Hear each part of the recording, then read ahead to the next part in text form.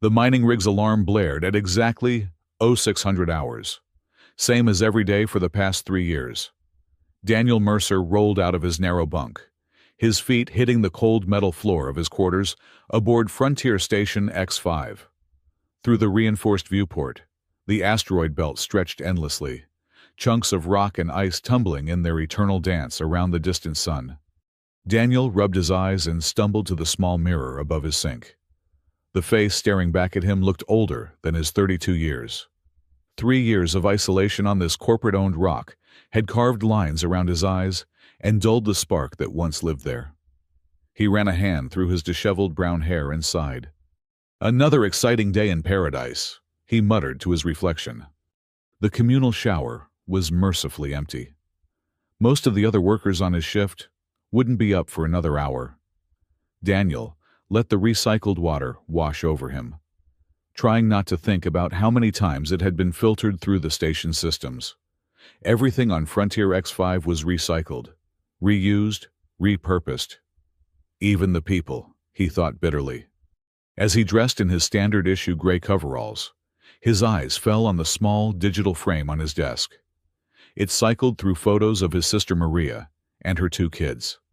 The last pictures taken before the accident at Colony Prime, before the structural failure that killed 300 people because Drake Industries had cut corners on safety inspections, before Daniel had lost everything that mattered and ended up here, at the edge of nowhere, fixing machines for the same bastards who had destroyed his life.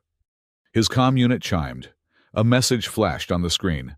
"Package arrival notification, Bay 12, time sensitive." Daniel frowned. He hadn't ordered anything from the supply runs. Those came once a month, and he'd learned to live without most luxuries. But then, he remembered. His face flushed with embarrassment. The dating service, the mail-order bride program. It had been a moment of weakness 2 months ago. Another miner, Rodriguez, had been going on about how he'd found happiness through one of those interstellar matching services. "Best decision I ever made," Rodriguez had said, showing off pictures of his new wife, a petite woman from Mars Colony.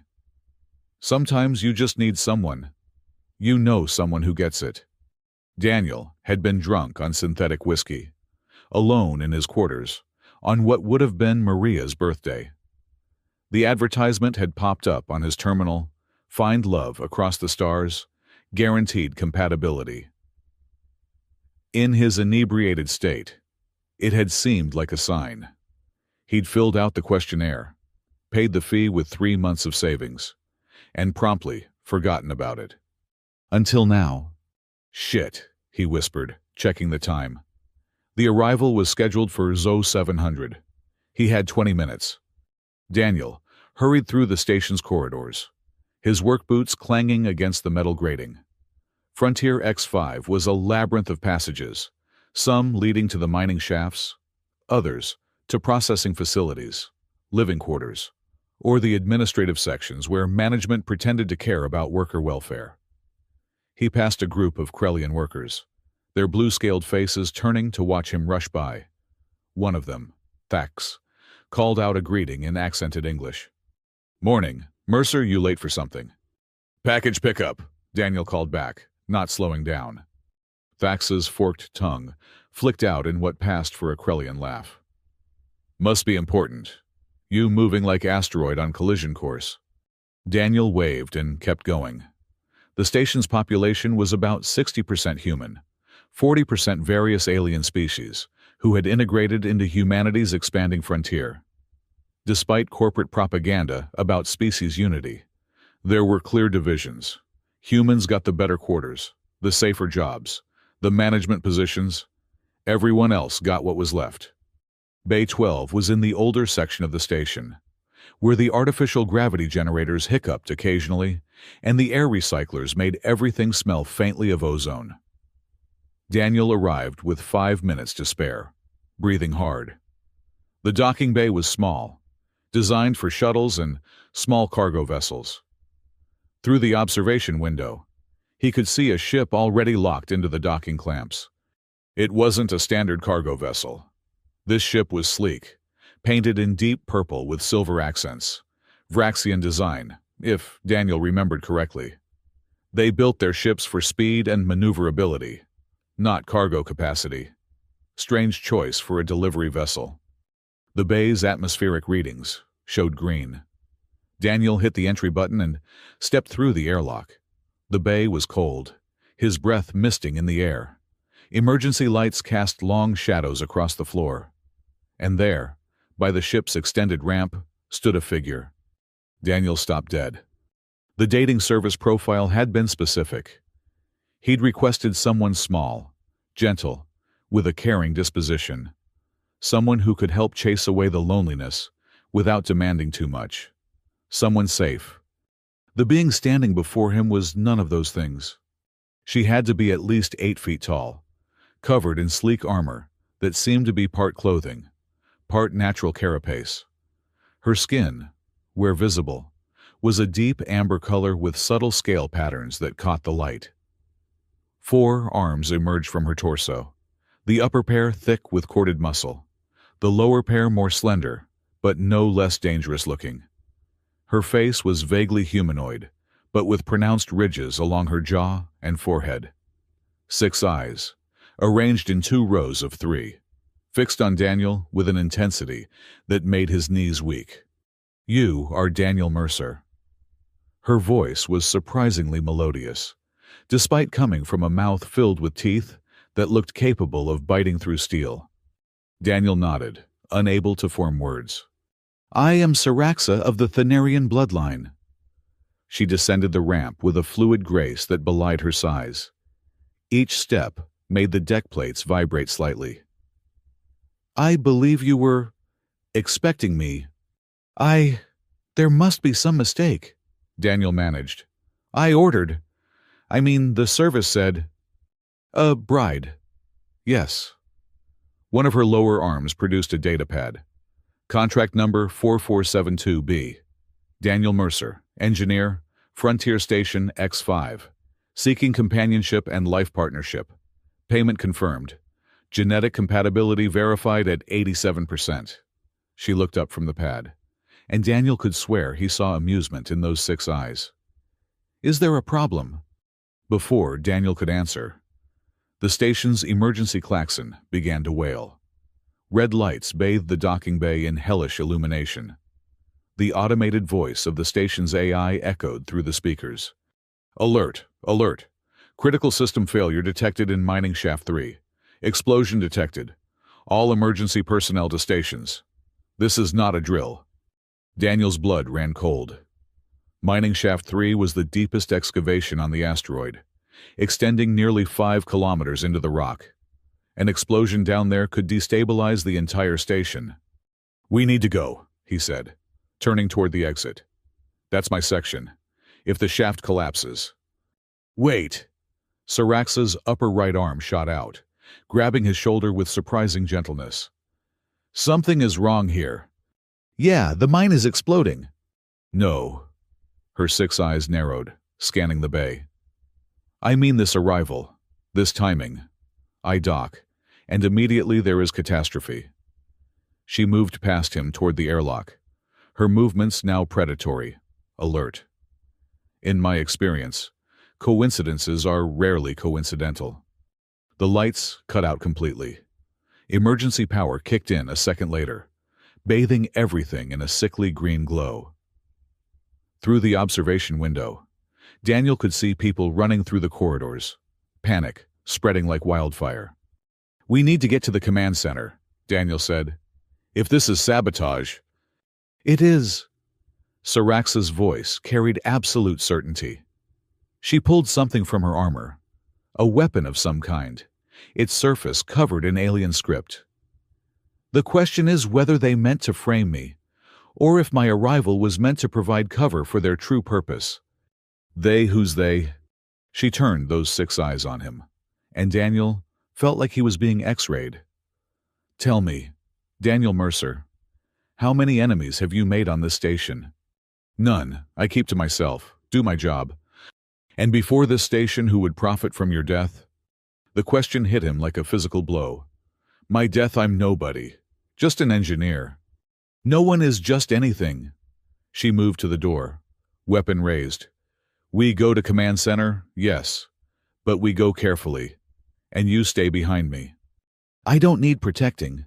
I know this station. The corridor beyond the airlock erupted in weapons fire. Energy beams scorched the walls as security forces exchanged fire with unseen attackers. Daniel instinctively ducked, but Saraxa merely tilted her head, analyzing. Drake Industries security, fighting someone with military-grade weapons. She glanced back at him. This is not random violence. This is execution of plan. Her lower left arm reached out and pulled him closer. Stay very close to me. Daniel Mercer. I think someone has gone to great trouble to ensure we both die today. As if to emphasize her point, a massive explosion rocked the station. The deck pitched wildly, and Daniel would have fallen if not for Saraxa's grip. In the distance, through the chaos of alarms and screaming, he could hear the automated systems announcing catastrophic decompression in multiple sections. The mines, Daniel breathed. If they've damaged the structural supports, then we have very little time.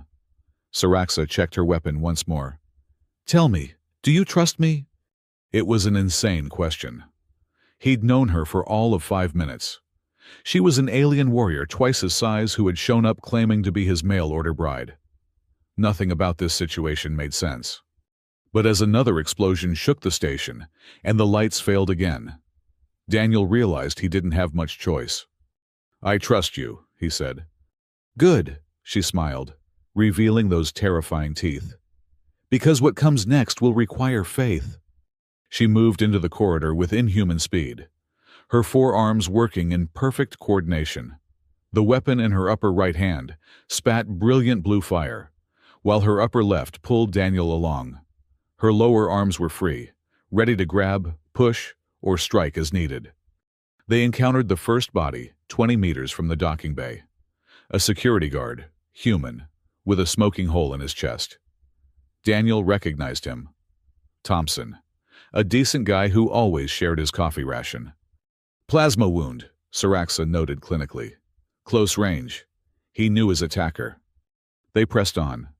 The station's layout, which Daniel knew by heart, suddenly seemed foreign in the strobing emergency lights. Smoke was beginning to fill the corridors as fire suppression systems failed. They passed more bodies, human and alien alike. Some wore security uniforms, others the gray coveralls of workers. This is a massacre, Daniel whispered. No. Saraxa paused at an intersection, her 6 eyes scanning in all directions. This is cleanup. These people saw something they should not have. A figure emerged from the smoke ahead. Another security guard, weapon raised. Daniel started to call out a warning, but Saraxa was already moving. She flowed like liquid death, covering the distance in 2 strides. Her lower arms caught the guard's weapon, redirecting it harmlessly into the wall. Her upper left arm struck his throat with surgical precision. He dropped unconscious. Why didn't you kill him? Daniel asked. He is scared, not hostile. There is difference. She rifled through the guard's equipment, taking his access card and backup weapon. Besides, we need answers. They reached a maintenance shaft that Daniel knew led toward the command center. It would be cramped for someone Saraxa's size, but it was safer than the main corridors. This way, he said, overriding the lock with his engineer's codes. The shaft was a tight fit. Saraxa had to bend nearly double, her armor scraping against the walls. They crawled through darkness, guided only by the faint luminescence of her armor and Daniel's memory of the route. So, Daniel said, trying to distract himself from their dire situation, you're really a mail-order bride. She made a sound that might have been laughter. Is that so difficult to believe? Honestly, yes. Because I am not small and gentle as requested. Because you're a warrior. You could have anyone. Why would you need a matching service? They reached a junction. Daniel pointed left, and they continued crawling. Perhaps, Saraxa said quietly. Warriors also get lonely. Perhaps on my world, I am considered difficult. Difficult how? I ask questions. I refuse to accept the order of things. I believe in justice over profit. Her voice carried old pain. These are not valued traits in Thanarian society, or in most societies. I find they emerged from the shaft into a utility room. The lights here were still functional, casting normal white illumination that seemed almost surreal after the emergency lighting. Command center is 2 levels up, Daniel said, but we'll need to pass through the administrative section. Where management lives, Saraxa checked her weapons. They will be guarded. Why are you helping me? Daniel asked suddenly. You could have left, taken your ship and gone. She fixed him with all 6 eyes. You are my contracted partner. Among my people. This creates obligation. She paused. Also, I believe you are a good man caught in bad situation. This offends my sense of justice. You got all that from 5 minutes of conversation. I am good judge of character. It is why I am still alive. She moved to the door. Ready. Daniel checked the weapon she'd given him. He'd had basic firearms training, but he'd never shot at a living target. No, but let's go anyway. The administrative section was a war zone. Barricades had been erected using overturned desks and filing cabinets. Security forces exchanged fire with attackers wearing black combat armor. The air stank of ozone and burned plastic. Corporate mercenaries. Saraxa identified. Professional killers. Someone paid well for this. They skirted the main conflict, using Daniel's knowledge of maintenance passages to bypass the worst fighting. But as they neared the command center, their luck ran out. Maxwell Drake stood in the corridor ahead, flanked by 4 mercenaries. The chief security officer of Frontier X5 looked immaculate despite the chaos. His silver hair perfectly styled, his expensive suit unmarred by smoke or debris. Mr. Mercer, Drake said pleasantly, and our visiting Thanarian. How convenient to find you together. Drake, Daniel's grip tightened on his weapon. What the hell is going on? Corporate restructuring, Drake smiled coldly. The mining operation has become unprofitable. An unfortunate accident will solve that problem. Total loss of station and crew. Very tragic. The insurance payout will more than cover our losses. You're going to kill everyone for money. Not everyone. Key personnel have been evacuated. Those with value. His eyes flicked to Saraxa. You, my dear, were supposed to arrive tomorrow. Your early arrival has complicated things. Then I am not part of this plan, Saraxa said. Oh, but you are. A Thanarian warrior arriving just as the station suffers catastrophic failure. Who would suspect corporate malfeasance when we have such an obvious culprit? He gestured to his mercenaries. Kill the engineer. Take the alien alive. We'll need her for the cover story. The mercenaries raised their weapons. Daniel prepared to die. Saraxa moved. It was like watching a force of nature unleashed. She flowed between energy beams that should have cut her down, her 4 arms working in perfect harmony. Her weapon sang its deadly song, while her free hands struck with bone-crushing force.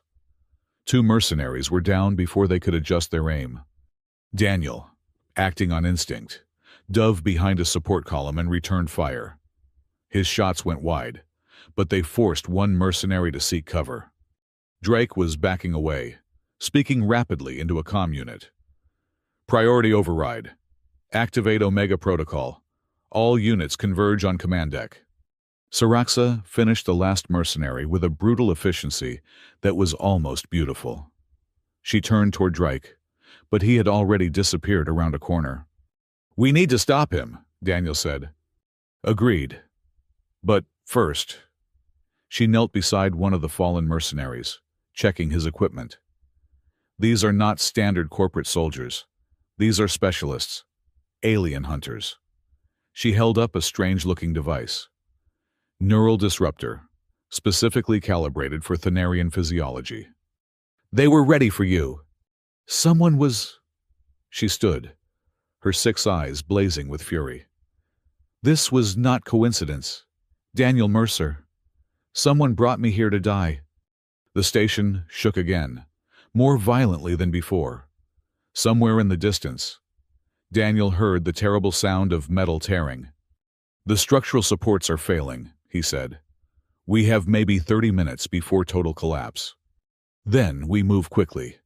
Saraxa headed for the command center. And when we find Drake, we learn why he wanted us both dead. They reached the command center doors, which were sealed with security protocols. Daniel input his override codes, but they were rejected. He's locked us out, Daniel said. Then we make our own entrance. Saraxa placed shaped charges from the mercenaries' equipment. Stand back. The explosion was controlled, precise. The doors flew inward, revealing the command center beyond. Banks of monitors showed the station's death throes. Multiple hull breaches, fires raging out of control, entire sections venting atmosphere into space. And in the center of it all stood Maxwell Drake, calmly entering commands into the main console.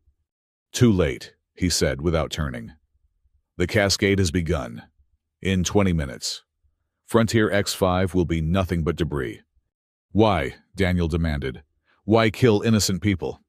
Drake finally turned. His expression was one of mild annoyance, as if they were discussing a scheduling conflict. Innocent Mr. Mercer. No one on this station is innocent. You're all complicit in the great machine of commerce. Your labor, your lives. All of it serves the corporation. He smiled. Your deaths will serve it too. You're insane. I'm practical. The Thanarian was a bonus, really. Her people's warrior culture makes them perfect scapegoats. A tragic love story gone wrong. Engineer orders alien bride. She turns out to be a terrorist. The publicity alone will justify tighter restrictions on alien integration. You contacted the matching service, Saraxa said, understanding dawning in her voice. You arranged for me to be here. Of course. Your profile was perfect. A disgraced warrior seeking a new life. How could Mr. Mercer resist? Drake checked his chronometer. 18 minutes. You should run.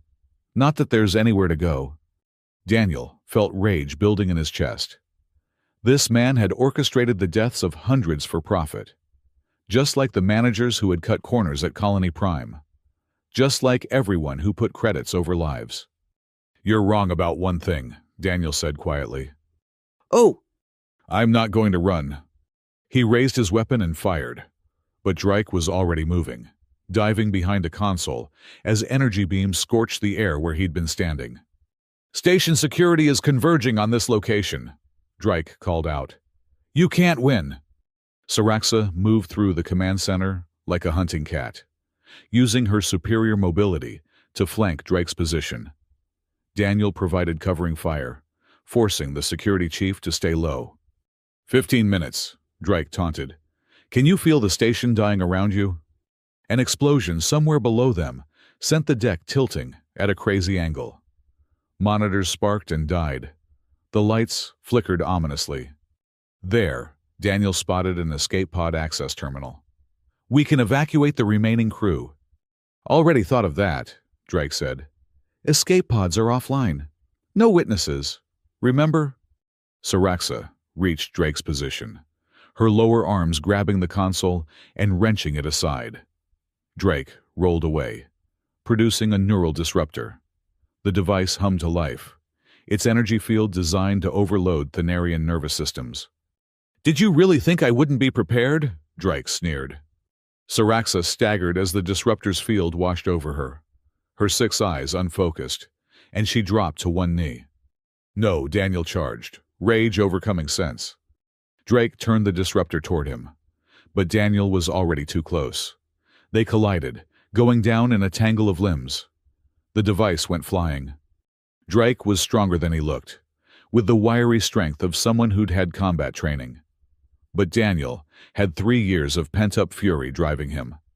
They rolled across the deck, each trying to gain advantage. You're just like your sister, Drake hissed, always interfering where you don't belong. Daniel froze. What did you say? Colony Prime wasn't an accident either. Your sister was investigating our cost-cutting measures. She had to be silenced. The world went red. Daniel's fist connected with Drake's jaw. Then again, and again.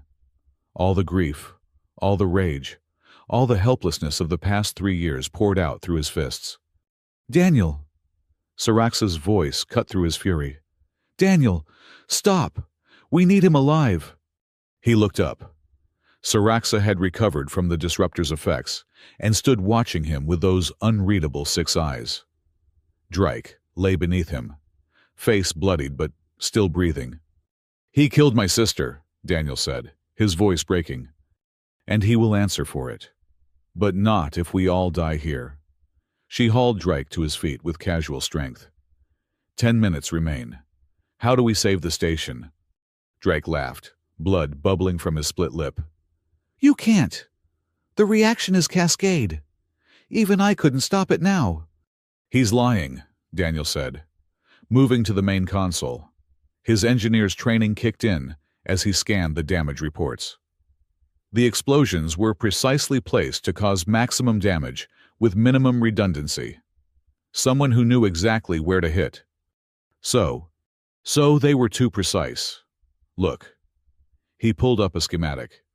The main reactor is intact. If we can reroute power through the secondary systems, bypass the damaged sections. It might buy time, Saraxa finished. How long? Maybe an hour. Long enough to evacuate. The escape pods are disabled, Drake reminded them. The software is disabled, Daniel corrected. The pods themselves are intact. I can override from here, but I need time. Do it! Saraxa turned to Drake. You will help him. Why would I do that? She lifted him one-handed, bringing his face close to hers. Because if this station dies, you die with it, and I will ensure your last minutes are memorable. Drake paled. You're bluffing. You're supposed to be seeking redemption, aren't you, trying to be better? I am better. The old me would have killed you already. She set him down roughly. Now work. The next 8 minutes were a blur of frantic activity. Daniel's fingers flew over the controls, rerouting systems, bypassing damaged sectors, coaxing life from dying machines. Drake, thoroughly cowed, provided access codes and technical data. There, Daniel initiated the evacuation protocol. Throughout the station, escape pods came online. People have 5 minutes to reach the pods. Will they make it? The ones who are still alive will... Saraxa nodded. Then we go. Wait, Daniel turned to Drake. The evidence of what you've done. Where is it? Drake smiled despite his injuries. Destroyed in the explosions. You have nothing. Wrong. Saraxa produced a data recorder from her armor. Everything since I arrived has been documented. Your confession, your plans, all of it. Thanarian military hardware, Drake breathed. You're not just a warrior. You're intelligence division. Former intelligence? She secured the device. Now I am just tourist-seeking husband. Despite everything, Daniel found himself almost smiling. We should go. 2 minutes until the pods auto-launch. They made their way to the nearest pod bay. Around them, the station groaned and shuddered like a dying beast. They passed scattered groups of survivors heading for evacuation points. Some were injured, supported by others. Humans and aliens worked together, species divisions forgotten in the face of shared catastrophe. The pod bay was crowded but organized. Emergency procedures had kicked in, and people were loading into pods with practiced efficiency. Daniel spotted Thax, helping an injured human worker into a pod. Mercer, the Krellian, called out. Good to see you alive. You too. Get everyone out of here. Already on it. You take next pod. Daniel, Saraxa, and their prisoner reached an empty pod. As they strapped in, Drake made one last attempt at manipulation. You know they'll never let you keep that recording, he told Saraxa. Drake Industries has resources you can't imagine. They'll hunt you across the galaxy. Let them come. She finished, securing him to a seat. I have faced worse than corporate assassins. The pod launched, explosive bolts firing them clear of the dying station. Through the viewport, Daniel watched Frontier X-5 tear itself apart. Secondary explosions rippled through its structure as reactors failed and atmosphere vented. In minutes, the place that had been his prison and home for 3 years was reduced to spinning debris. "All those people," he whispered. "Some survived," Siraxa said. "More than would have if we had not acted." "It's not enough. It never is. But we do what we can." She looked at him with those alien eyes. "You did well, Daniel Mercer. You saved lives today." "We saved lives." She inclined her head. "We make a good team." The pod's emergency beacon activated, broadcasting their location to any rescue ships in range. It would be hours before anyone arrived. But they had air and heat. They would survive. "So," Daniel said after a long silence, "what happens now?" "Now we present evidence to authorities. Drake goes to prison. You receive compensation for your sister's death." She paused. "And we discuss our contract." "Our contract?" "The marriage agreement, it is still valid, yes." Daniel stared at her. After everything that had happened, she was still thinking about that. "You want to go through with it?" "That depends. Do you?" It was an impossible question. 24 hours ago, he'd been a lonely engineer expecting a quiet, submissive bride to ease his isolation. Instead, he'd gotten a 8-foot-tall warrior woman who had saved his life and helped expose a conspiracy that killed his sister. Nothing about this matched his expectations. And yet, "I don't even know you," he said. "Then we learn. Is that not purpose of courtship?" "Courtship usually doesn't involve explosions and firefights. Perhaps your human courtships are too boring." Despite himself. Daniel laughed. It felt strange after so much death and chaos, but also necessary. "You might have a point." "I often do." She shifted in her seat, her armor scraping against the pod's interior. "I should tell you truth, though. I am not easy partner. I have opinions. I fight for what I believe. I do not submit quietly to authority." "I noticed." "And this does not bother you." Daniel thought about it. Did it bother him? He'd wanted someone safe. Someone who wouldn't challenge him or complicate his life. But look where playing it safe had gotten him. Working for the people who killed his sister. Hiding from life on a station at the edge of nowhere. "No," he said finally. "It doesn't bother me." "Good," she settled back. "Then we have time to discuss terms. The rescue ship will not arrive for hours." "Terms of marriage contract. I have requirements." "Such as?" "Equal partnership, shared decisions, respect for both cultures, and absolutely no more mining stations." "I can work with that." Drake made a disgusted noise from his secured position. "You're actually going through with this farce?" "Silence," Siraxa said mildly. "Or I will demonstrate why Thanarian warriors are feared across 12 systems." Drake shut up. Daniel watched the stars wheel past the viewport. Somewhere among them was a future he couldn't quite imagine yet. A life with an alien warrior bride, pursuing justice for his sister. Maybe finding some peace at last. It wasn't what he'd ordered, but maybe it was what he needed. "One condition," he said. Siraxa's eyes focused on him. "Yes. Next time we meet someone trying to kill us, you let me know before the shooting starts. I make no promises, but I will try." "Good enough." They floated in silence after that, waiting for rescue, watching the debris of their old lives scatter into the void. And despite everything, Daniel felt something he hadn't experienced in years. Hope. The rescue ship appeared 4 hours later, a corporate vessel responding to the distress beacons. By then, Daniel had learned that Siraxa enjoyed terrible jokes, had a weakness for Earth chocolate, and had once arm-wrestled a Gorvax warrior to settle a dispute over mining rights. She learned that he could play 3 musical instruments, had a degree in theoretical physics he'd never used, and still talked to his sister's picture when he was sad. It wasn't much, but it was a beginning. As they prepared to board the rescue ship, Saraxa took his hand in one of hers. Her grip was strong, but gentle. "No regrets?" she asked. "Ask me in a year." "I will hold you to that, Daniel Mercer." The rescue ship's airlock cycled open. Time to face whatever came next. Together. The corporate rescue vessel, Perseverance, was everything Frontier Station X5 hadn't been. Clean white corridors, functioning air systems that didn't smell like recycled sweat, and gravity that never fluctuated. Daniel found himself missing the familiar discomfort of his old home, even as medical staff fussed over his minor injuries. "You're lucky," Dr. Hollis said, applying healing gel to a burn on Daniel's forearm. "Most survivors have much worse injuries. That partner of yours must have protected you well."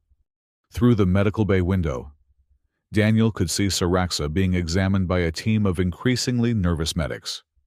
Her 6 eyes tracked every movement, and her 4 arms remained tensed despite her apparent cooperation. When one medic approached with a scanner, she bared her teeth slightly, causing him to step back. "She doesn't trust easily," Daniel observed. "Can you blame her?" Dr. Hollis sealed the burn treatment. "A Thanarian warrior this far from home space.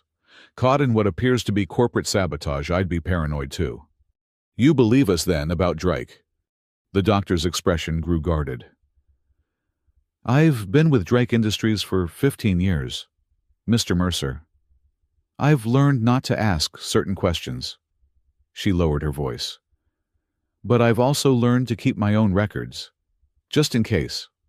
Before Daniel could probe further, the medical bay doors burst open. A squad of security officers entered, weapons drawn. Their leader, a hard-faced woman with captain's insignia, spoke without preamble. "Daniel Mercer, you're under arrest for conspiracy to commit industrial terrorism." "What?" Daniel shot to his feet. "That's insane. We stopped the attack." "Save it for the inquiry." The captain gestured to her team. "Secure the Thanarian as well. Use neural restraints." Through the window, Daniel saw security converging on Saraxa. She rose from the examination table, all 8 feet of her radiating menace. "Don't," Daniel shouted. "She's not the enemy here." The security captain backhanded him casually, splitting his lip. "Quiet, terrorist." That was a mistake. The medical bay window exploded inward as Saraxa came through it like a guided missile.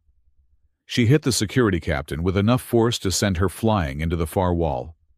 The other officers opened fire, but Saraxa was already moving, using her 4 arms to devastating effect. She disarmed 2 officers simultaneously, while kicking a third in the chest. "Stop," a new voice commanded. "Stand down, all units." Captain Rourke entered the medical bay, his uniform still bearing scorch marks from the station evacuation. The stocky man surveyed the chaos with weary eyes before focusing on the security captain, who was struggling to rise. "Captain Morrison, explain why you're arresting the 2 people who saved 300 lives." Morrison spat blood. "Orders from corporate. They're suspects in the station's destruction." "Bullshit." Rourke stepped between Morrison and Daniel. "I've reviewed the evacuation logs. Without Mercer's intervention, no one would have made it off that station." "I have my orders." "And I have mine." Rourke produced a data pad. "Emergency Command Authority, granted by the Colonial Maritime Code. As the highest-ranking survivor of Frontier X5, I assume operational control of this investigation." He smiled coldly. "Stand down, Captain. That's an order." Morrison looked like she wanted to argue, but military protocol was clear. She gestured to her team, and they lowered their weapons. Saraxa remained in a combat stance, her 6 eyes tracking every movement. "It's okay," Daniel told her. "Captain Rourke is, well, not a friend exactly, but he's fair." "Fair is rare commodity," Saraxa said, but she relaxed slightly. Rourke dismissed Morrison's team and sealed the medical bay. We don't have long. Corporate will override my authority within hours. Tell me everything. Daniel and Saraxa laid out the full story. Drake's confession, the evidence Saraxa had recorded, the revelation about Colony Prime. Rourke's face grew darker with each detail. Maria was your sister, he said when they finished. I remember her. Bright woman. Always asking questions. He sighed. Too many questions, apparently. You knew her. She consulted with me about safety protocols. Had concerns about structural integrity in the Gamma section. I told her to file a report. His hands clenched. 2 weeks later, Gamma section collapsed. Drake killed her. Drake ordered it. But he's just middle management. Rourke activated a privacy screen around them. This goes higher, much higher. The board of directors, maybe even the CEO himself. Then we take the evidence public, Saraxa suggested. Your human media loves scandals. With what evidence, no offense, but a Thanarian military recording won't hold up in human courts. They'll claim it was doctored, that you're a foreign agent trying to destabilize human corporations. Daniel felt hope crumbling. So they win, they kill hundreds of people and just walk away. I didn't say that. Rourke glanced around conspiratorially. But we need more. Drake's just one piece of a larger puzzle. We need documentation, financial records, communication logs, all of which were destroyed with the station, Daniel pointed out. The physical servers, yes. But Drake Industries backs up everything to their central hub on Kepler Station. Rourke pulled up a star chart. It's a 3-day journey from here. Heavy security, corporate sovereignty. Getting in would be suicide, Saraxa finished. I like it. Daniel stared at her. You like it. Is good challenge. Also, these people tried to frame me for mass murder. On my world, this demands blood payment. We're not on your world. No, on my world. I would have already killed them all. She showed those terrifying teeth in what might have been a smile. I am showing restraint. Dr. Hollis, who had been quietly treating injured security officers, cleared her throat. If you're serious about this insane plan, you'll need someone on the inside. Someone with access to medical databases. Doctor, Rourke warned. 15 years, Captain. 15 years of patching up workers injured by corporate negligence. Of filing reports that go nowhere. Of watching good people die for profit margins. She met their eyes steadily. I have access to Kepler Station. Medical conference next week. I could get you in. It's too dangerous, Daniel protested.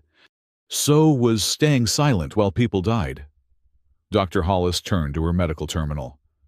But first, we need to deal with your immediate problem. Morrison will be back with corporate lawyers within the hour. Then we run, Saraxa said simply. In what corporate security has this ship locked down? Rourke rubbed his jaw. Unless. My ship, Saraxa said. It is still in cargo bay. Impounded. But yes. A slow smile spread across Rourke's face. And as ranking officer, I have authority to release impounded property. They moved quickly. Rourke provided security codes while Dr. Hollis created false medical records, showing Daniel and Saraxa were in critical condition and couldn't be moved. It would buy them maybe an hour before someone checked. The cargo bay was lightly guarded. 2 board security officers who barely looked up when Rourke approached with the proper documentation. Releasing the Vraxian vessel to its owner, Rourke announced, handing over the paperwork. Corporate authorization attached. One guard frowned. I thought the owner was under arrest. Charges dropped. Lack of evidence. Rourke's tone suggested questioning further would be unhealthy. The guards stepped aside. Saraxa's ship sat in the bay, like a purple predator among prey. Up close, Daniel could see it was more than just a transport. Weapon ports were cleverly disguised as decorative elements. The hull showed signs of armor plating beneath its elegant exterior. This isn't a civilian vessel, Daniel observed as they boarded. I never said I was civilian. Saraxa moved to the pilot station, her forearms dancing over controls. Strap in. Launch will be energetic. Rourke clasped Daniel's shoulder. I'll delay pursuit as long as I can. Get to Kepler Station. Find the evidence. And Mercer. His grip tightened. Make them pay. For Maria. For all of them. What about Drake? Leave him to me. I'll ensure he stays in custody, one way or another. The ship's engines hummed to life, a deep thrumming that Daniel felt in his bones. Saraxa's 6 eyes reflected the control panel's glow as she initiated launch sequences. Perseverance Control. This is Vraxian vessel, Silent Blade requesting departure clearance, she said, in perfectly accented human standard. Negative, Silent Blade. All vessels are under lockdown pending investigation. Unfortunate. Saraxa's upper right hand moved to a panel marked with Thanarian script. Launching anyway. She hit the control. The cargo bay doors didn't open so much as cease to exist, vaporized by the ship's weapons. Silent Blade shot through the opening like its namesake, acceleration pressing Daniel deep into his seat. Perseverance is powering weapons, he warned, watching the tactical display. Let them. Saraxa's hands flew over controls with inhuman speed.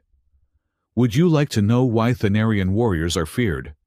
Because you're 8 feet tall with 4 arms. Because we understand space. The ship suddenly corkscrewed, narrowly avoiding a spread of missiles. Your people think in straight lines. Up, down, forward, back.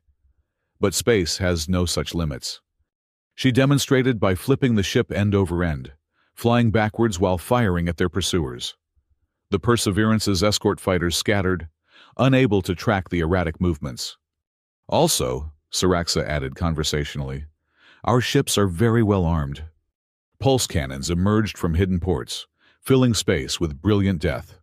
One escort fighter exploded, another lost its engine and spiraled away. Jump drive charging, Saraxa announced.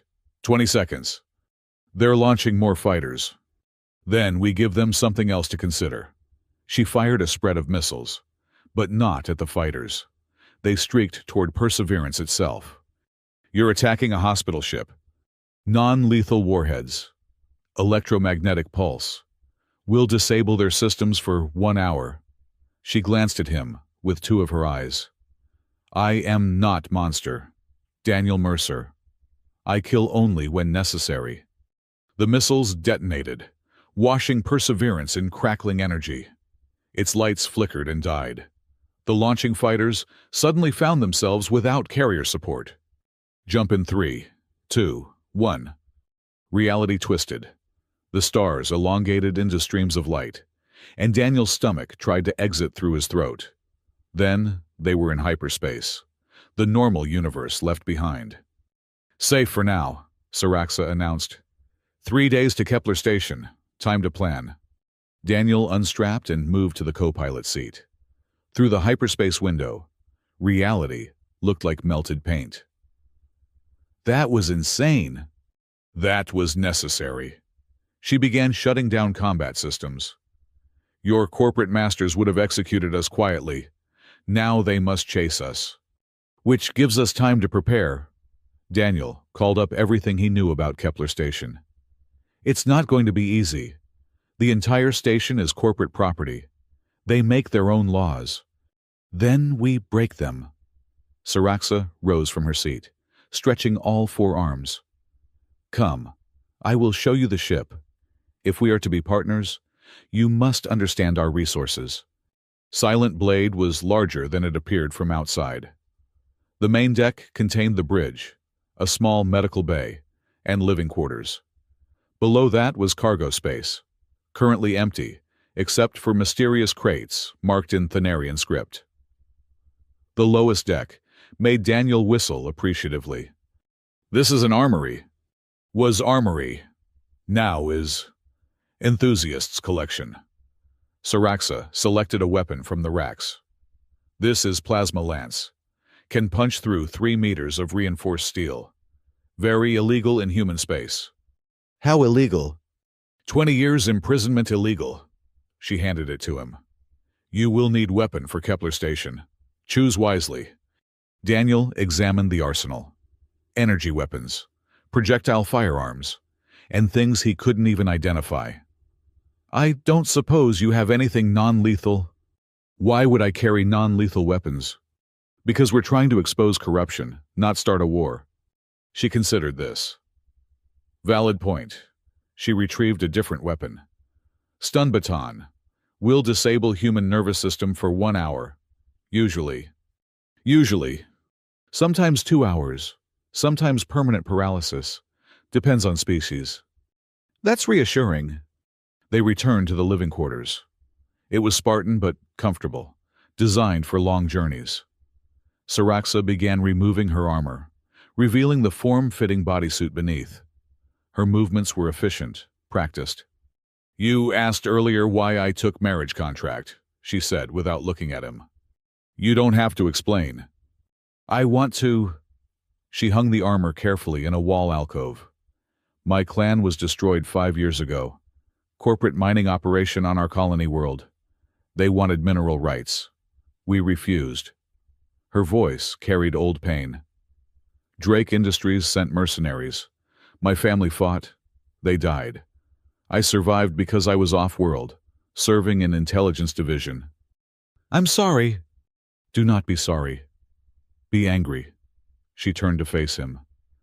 When I learned you ordered bride from Frontier Station owned by Drake Industries, I was curious.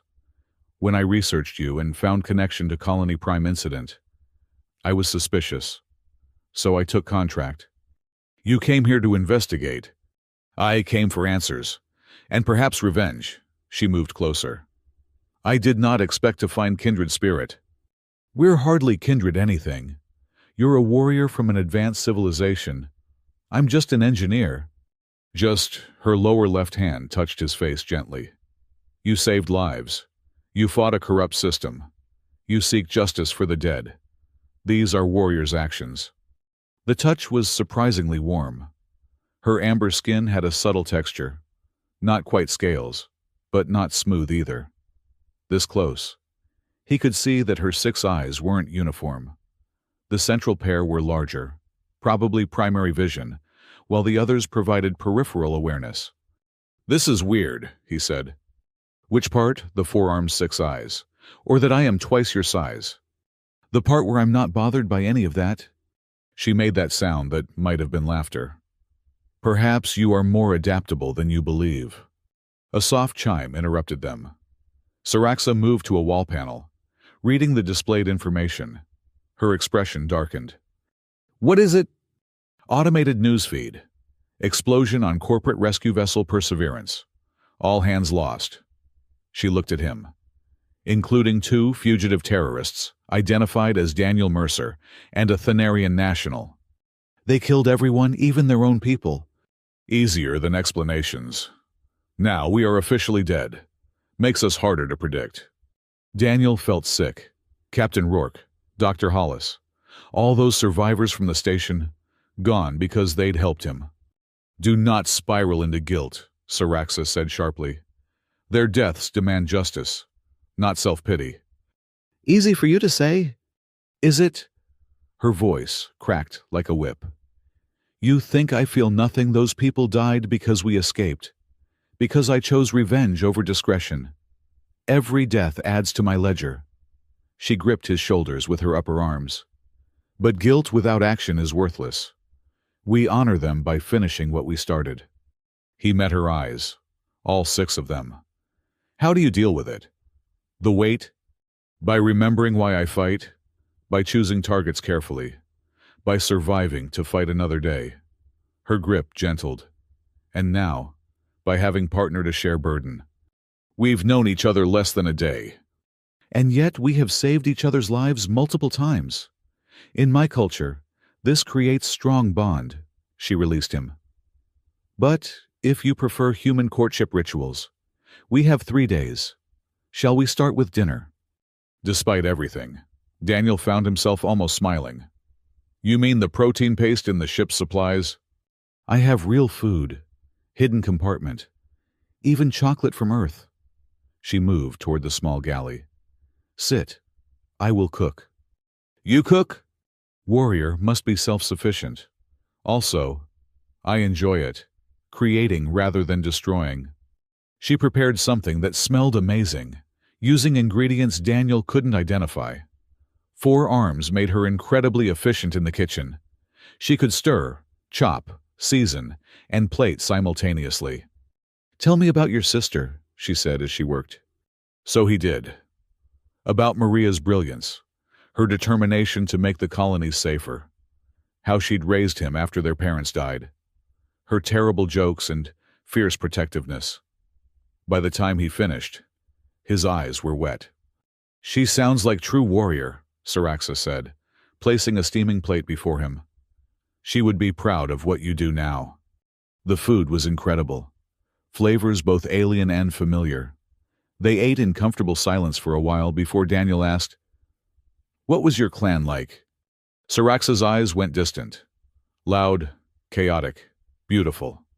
7 siblings, all competing for attention. My mother was clan matriarch, keeper of our stories. My father was artist, believed violence should have purpose and beauty. She smiled sadly. They would have liked you, Mother especially. She always said I needed a partner who could challenge my assumptions. I challenge your assumptions.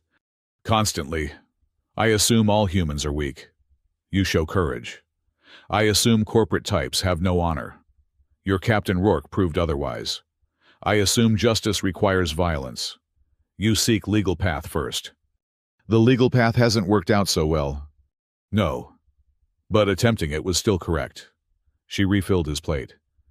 This is why we work well together. Balance. They talked for hours, sharing stories, learning each other's perspectives. Daniel discovered Saraxa had a doctorate in xenocultural studies, spoke 12 languages, and had once spent 6 months living with a pacifist religious order to understand nonviolence. Didn't work, she admitted, but I learned valuable meditation techniques. You meditate? Daily. How else would I control impulse to kill annoying people? That's actually terrifying. Good. Healthy fear keeps you alive. She began clearing dishes. We should plan for Kepler Station. Your Dr. Hollis sent data before they killed her. The moment of levity shattered. Yes. Saraxa's movements became precise, controlled. Medical conference provides cover, but we need identities, documentation. I know someone. Maybe. Daniel accessed the ship's communication system. Gray market contact from my engineering days, if he's still alive. Gray market? Not quite illegal. Not quite legal. People who provide services corporations don't approve of. He sent a carefully coded message to an old address. The response came quickly. Danny boy heard you were dead. Marcus Webb's face filled the screen. Older and rounder than Daniel remembered, but with the same mischievous grin. The background showed what looked like a cluttered electronics shop. Reports exaggerated, Daniel said. Marcus, I need identities, documents, clean backgrounds that'll pass corporate screening. Marcus's grin widened. The kind of thing that would be very illegal if I actually did that sort of thing. Which of course I don't. Of course not. Who's your large friend? Saraxa leaned into view. Someone who values discretion. Thanarian warrior? Nice. Don't suppose you have a sister. 7, all warriors, all taller than me. Marcus's eyes went wide. I think I'm in love. What do you need? They discussed requirements. Medical conference attendees, with backgrounds that would explain their presence but not draw scrutiny. Marcus promised results within 2 days. This'll cost, though corporate-grade forgeries aren't cheap. I have credits, Saraxa said. Not asking for credits. Marcus's expression turned serious. Danny, what you're doing, taking on Drake Industries, that's war. You win. I want exclusive rights to the story.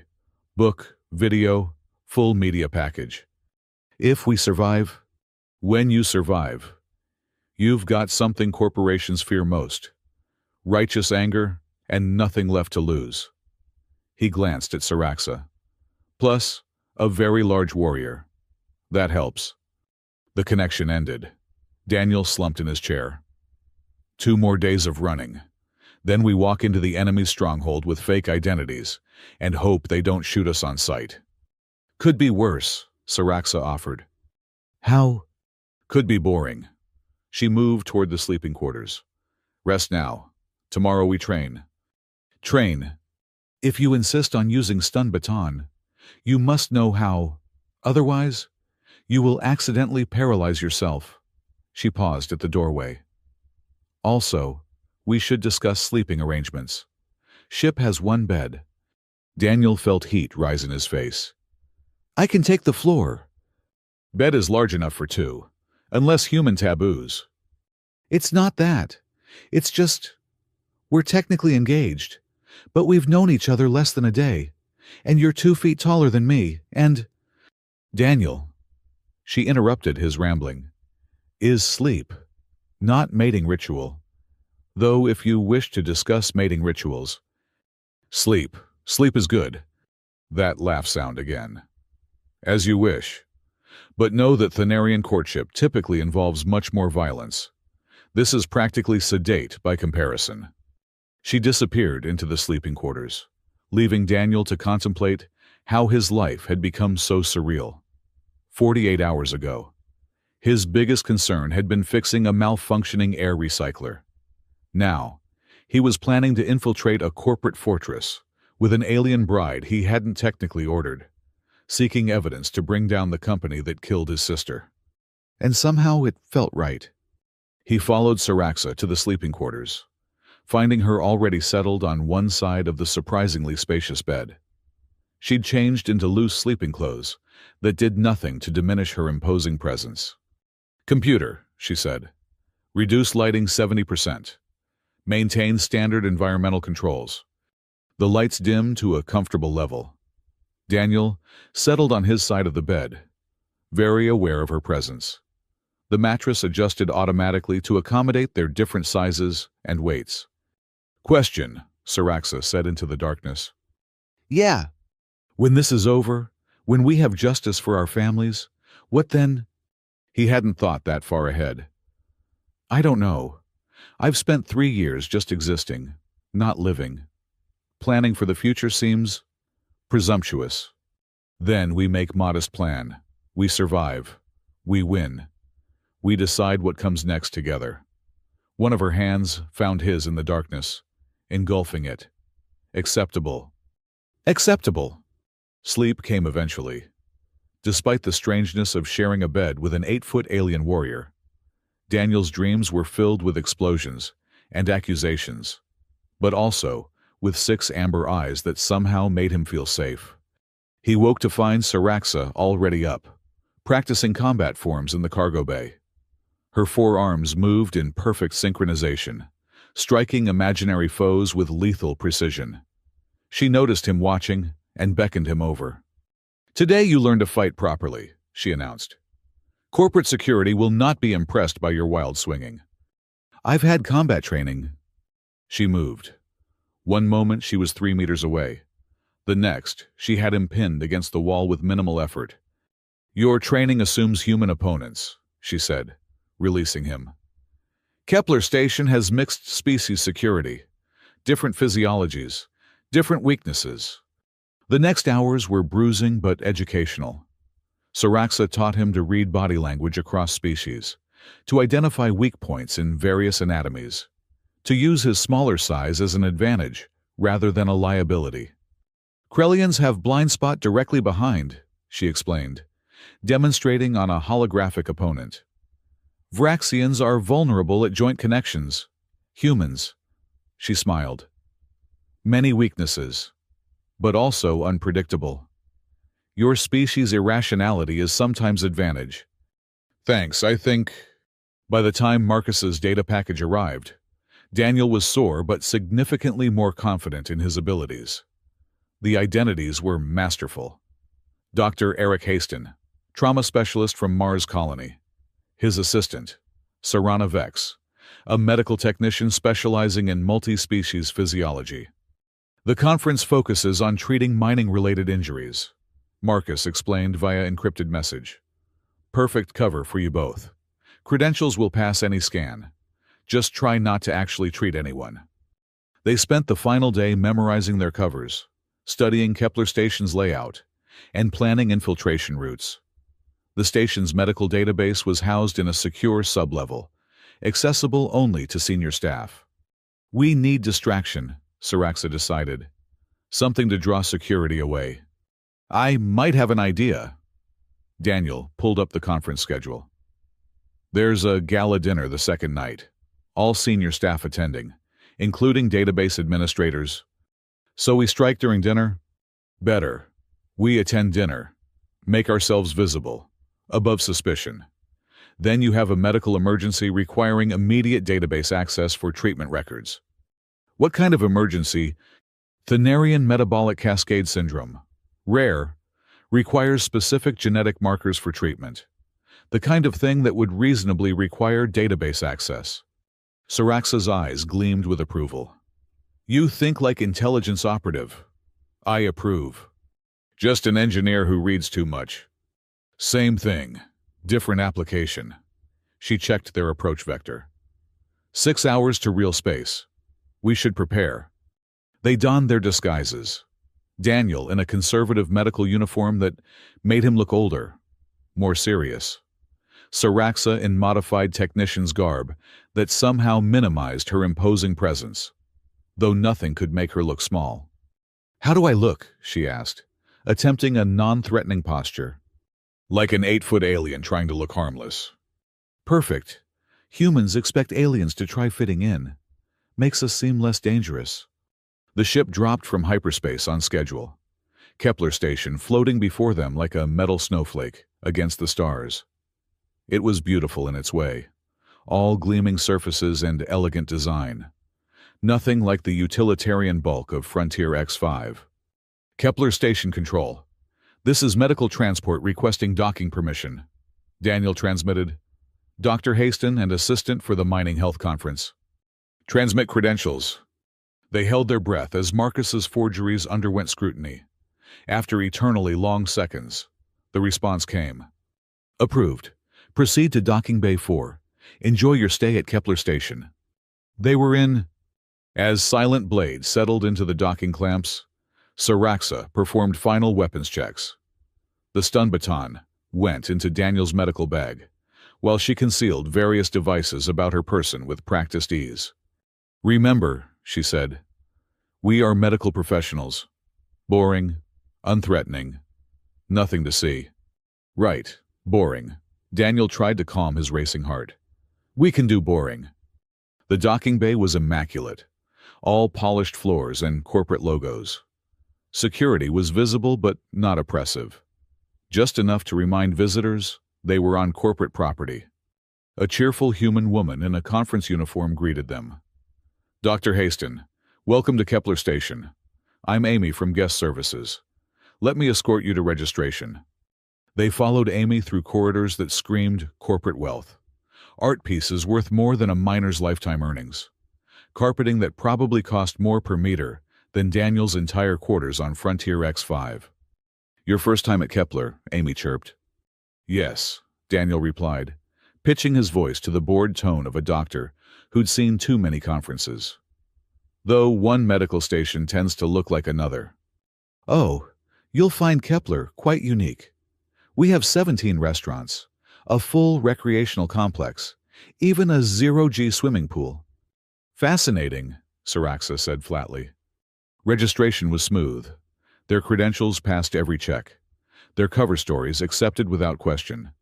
They were assigned quarters on the medical staff level, with full access to conference facilities. The opening reception is tonight at 1900, Amy informed them. Casual dress, but most attendees go semi-formal. Drink tickets are included in your registration. Their quarters were luxurious by station standards. 2 bedrooms, a shared living area, even a kitchenette.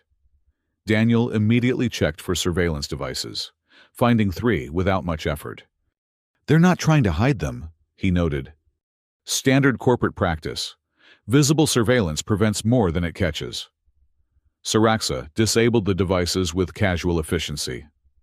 They will note the tampering, but medical professionals often value privacy. Not suspicious if we do not overdo it. They spent the remaining hours reviewing their plan, studying staff photos from the conference packet, identifying key targets. The database administrator was a human named Garrett Klein, with a reputation for strict security protocols and expensive tastes. He will not be easy to fool, Siraxa observed. Then we don't fool him. We give him a legitimate crisis he can't ignore. Daniel checked the time. Ready for a party. The reception was held in an observation lounge with floor-to-ceiling windows, showing the star field beyond. Medical professionals from across human space mingled, discussing techniques, comparing horror stories, networking with desperate enthusiasm. Daniel circulated carefully, introducing himself, making connections without being memorable. Siraxa played her role perfectly, the competent but unremarkable assistant, practically invisible despite her size. Dr. Haston. Daniel turned to find a middle-aged woman with sharp eyes and an expensive dress. Dr. Sarah Kranz, according to her name tag, Chief of Mining Safety for the entire sector. Dr. Kranz, I've read your papers on pressure wave trauma. Fascinating work. Kind of you to say. She studied him with uncomfortable intensity. Mars Colony. Right, I don't recall seeing your name in the Colonial Medical Registry. Daniel's blood chilled, but he maintained his bored expression. Private practice, corporate contracts, mostly. The registry is for public physicians. Of course. She didn't look entirely convinced. And your assistant?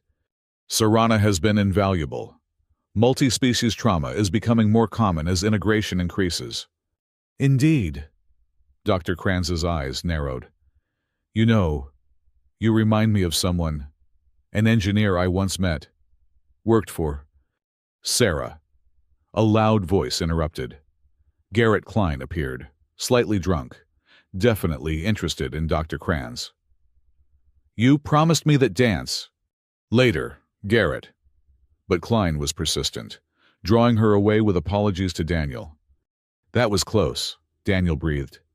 Too close. Siraxa materialized at his elbow. She suspects. We stick to the plan. Tomorrow night. Tomorrow might be too late.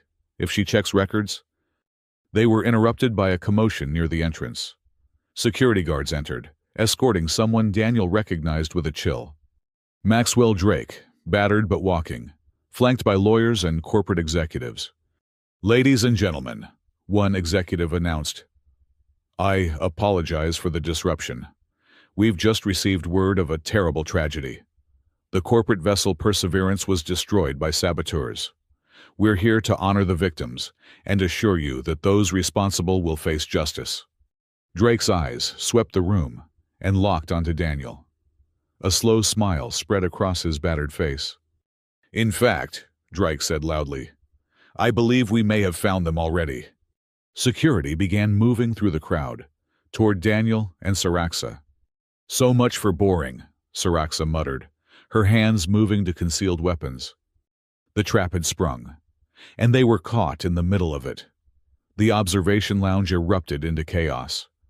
Security guards pushed through the crowd of medical professionals, their weapons drawn, but not yet aimed. Drake stood near the entrance, his damaged face twisted in satisfaction. There's nowhere to run. Mercer, he called out. Did you really think fake identities would fool us? We own this station. Daniel's mind raced. 20 security guards, over 100 civilians, limited exits. The math wasn't good. Follow my lead, Siraxa murmured. Then, louder, she announced. I am experiencing metabolic distress. My cardiac system. She collapsed dramatically, her massive form hitting the floor with a crash that shook nearby tables. All 4 arms twitched in what looked like seizures. Medical emergency. Daniel dropped beside her, slipping into his doctor persona. I need space. Her species has redundant cardiac systems. if they cascade. The nearest doctors instinctively moved to help. Even some security guards lowered their weapons. Uncertain. Daniel pressed his fingers to Saraxa's neck, pretending to check vitals, while actually receiving her whispered message. Ventilation shaft, behind the bar, 60 seconds. This woman is a wanted terrorist, Drake pushed forward. Don't be fooled. This woman is dying. Dr. Kranz appeared, her suspicious nature overridden by medical instinct. I don't care what she's done. We have an obligation. More doctors crowded around, creating a barrier between them and security. Daniel caught Saraxa's eye. She winked with one of her outer eyes. I need my medical kit, Daniel announced. It has species-specific stabilizers. I'll get it, a young resident rushed toward the quarters. No, it has to be calibrated. Daniel stood, then stumbled dramatically. The stress. I think. He collapsed toward the bar, knocking over a tray of drinks. Glass shattered, guests scattered. In the confusion, Saraxa rolled with surprising agility, her seizure carrying her behind the bar as well. Stop them, Drake screamed. Too late. Saraxa's upper arms ripped the ventilation grate free, while her lower arms boosted Daniel up. He scrambled into the shaft, pulling himself forward as fast as possible. Saraxa followed, her larger frame barely fitting. Energy beams sizzled through the air where they'd been. Someone screamed. The doctors scattered, no longer providing cover. Seal the station, Drake's voice echoed behind them. Full lockdown. They don't leave alive. The ventilation shaft was a tight maze of metal and recycled air. Daniel navigated by instinct and half-remembered schematics, taking turns at random to throw off pursuit. Behind him, Saraxa moved with surprising quiet for her size. They emerged 3 levels down in a maintenance corridor. Warning lights were already flashing. The station's automated voice announced security lockdown. All personnel to remain in place. They'll have tracked our path, Daniel said. We have minutes at most. Then we use them. Saraxa checked her weapons. The database. 2 levels down, but it'll be sealed. Everything can be unsealed. She moved toward a service elevator. You're Dr. Kranz. She helped us. Why? Medical ethics. Doctors help people. Period. Noble. Impractical. But noble. The elevator doors opened to reveal 2 security guards. Saraxa moved faster than thought. Her stun baton caught the first guard in the throat. Her lower left arm grabbed the second guard's weapon, while her lower right delivered a nerve strike. Both men crumpled. Help me. She dragged the unconscious guards into the elevator. We need their access codes. Daniel found the security credentials, while Saraxa worked on something with the guards' equipment. The elevator descended, each floor marking territory deeper into corporate control. What are you doing? Daniel asked. Creating distraction. She finished whatever modification she'd made. In 60 seconds, their weapons will overload. Small explosion, lots of smoke. Security will investigate. That's brilliant. Basic sabotage. Your human military teaches it to children.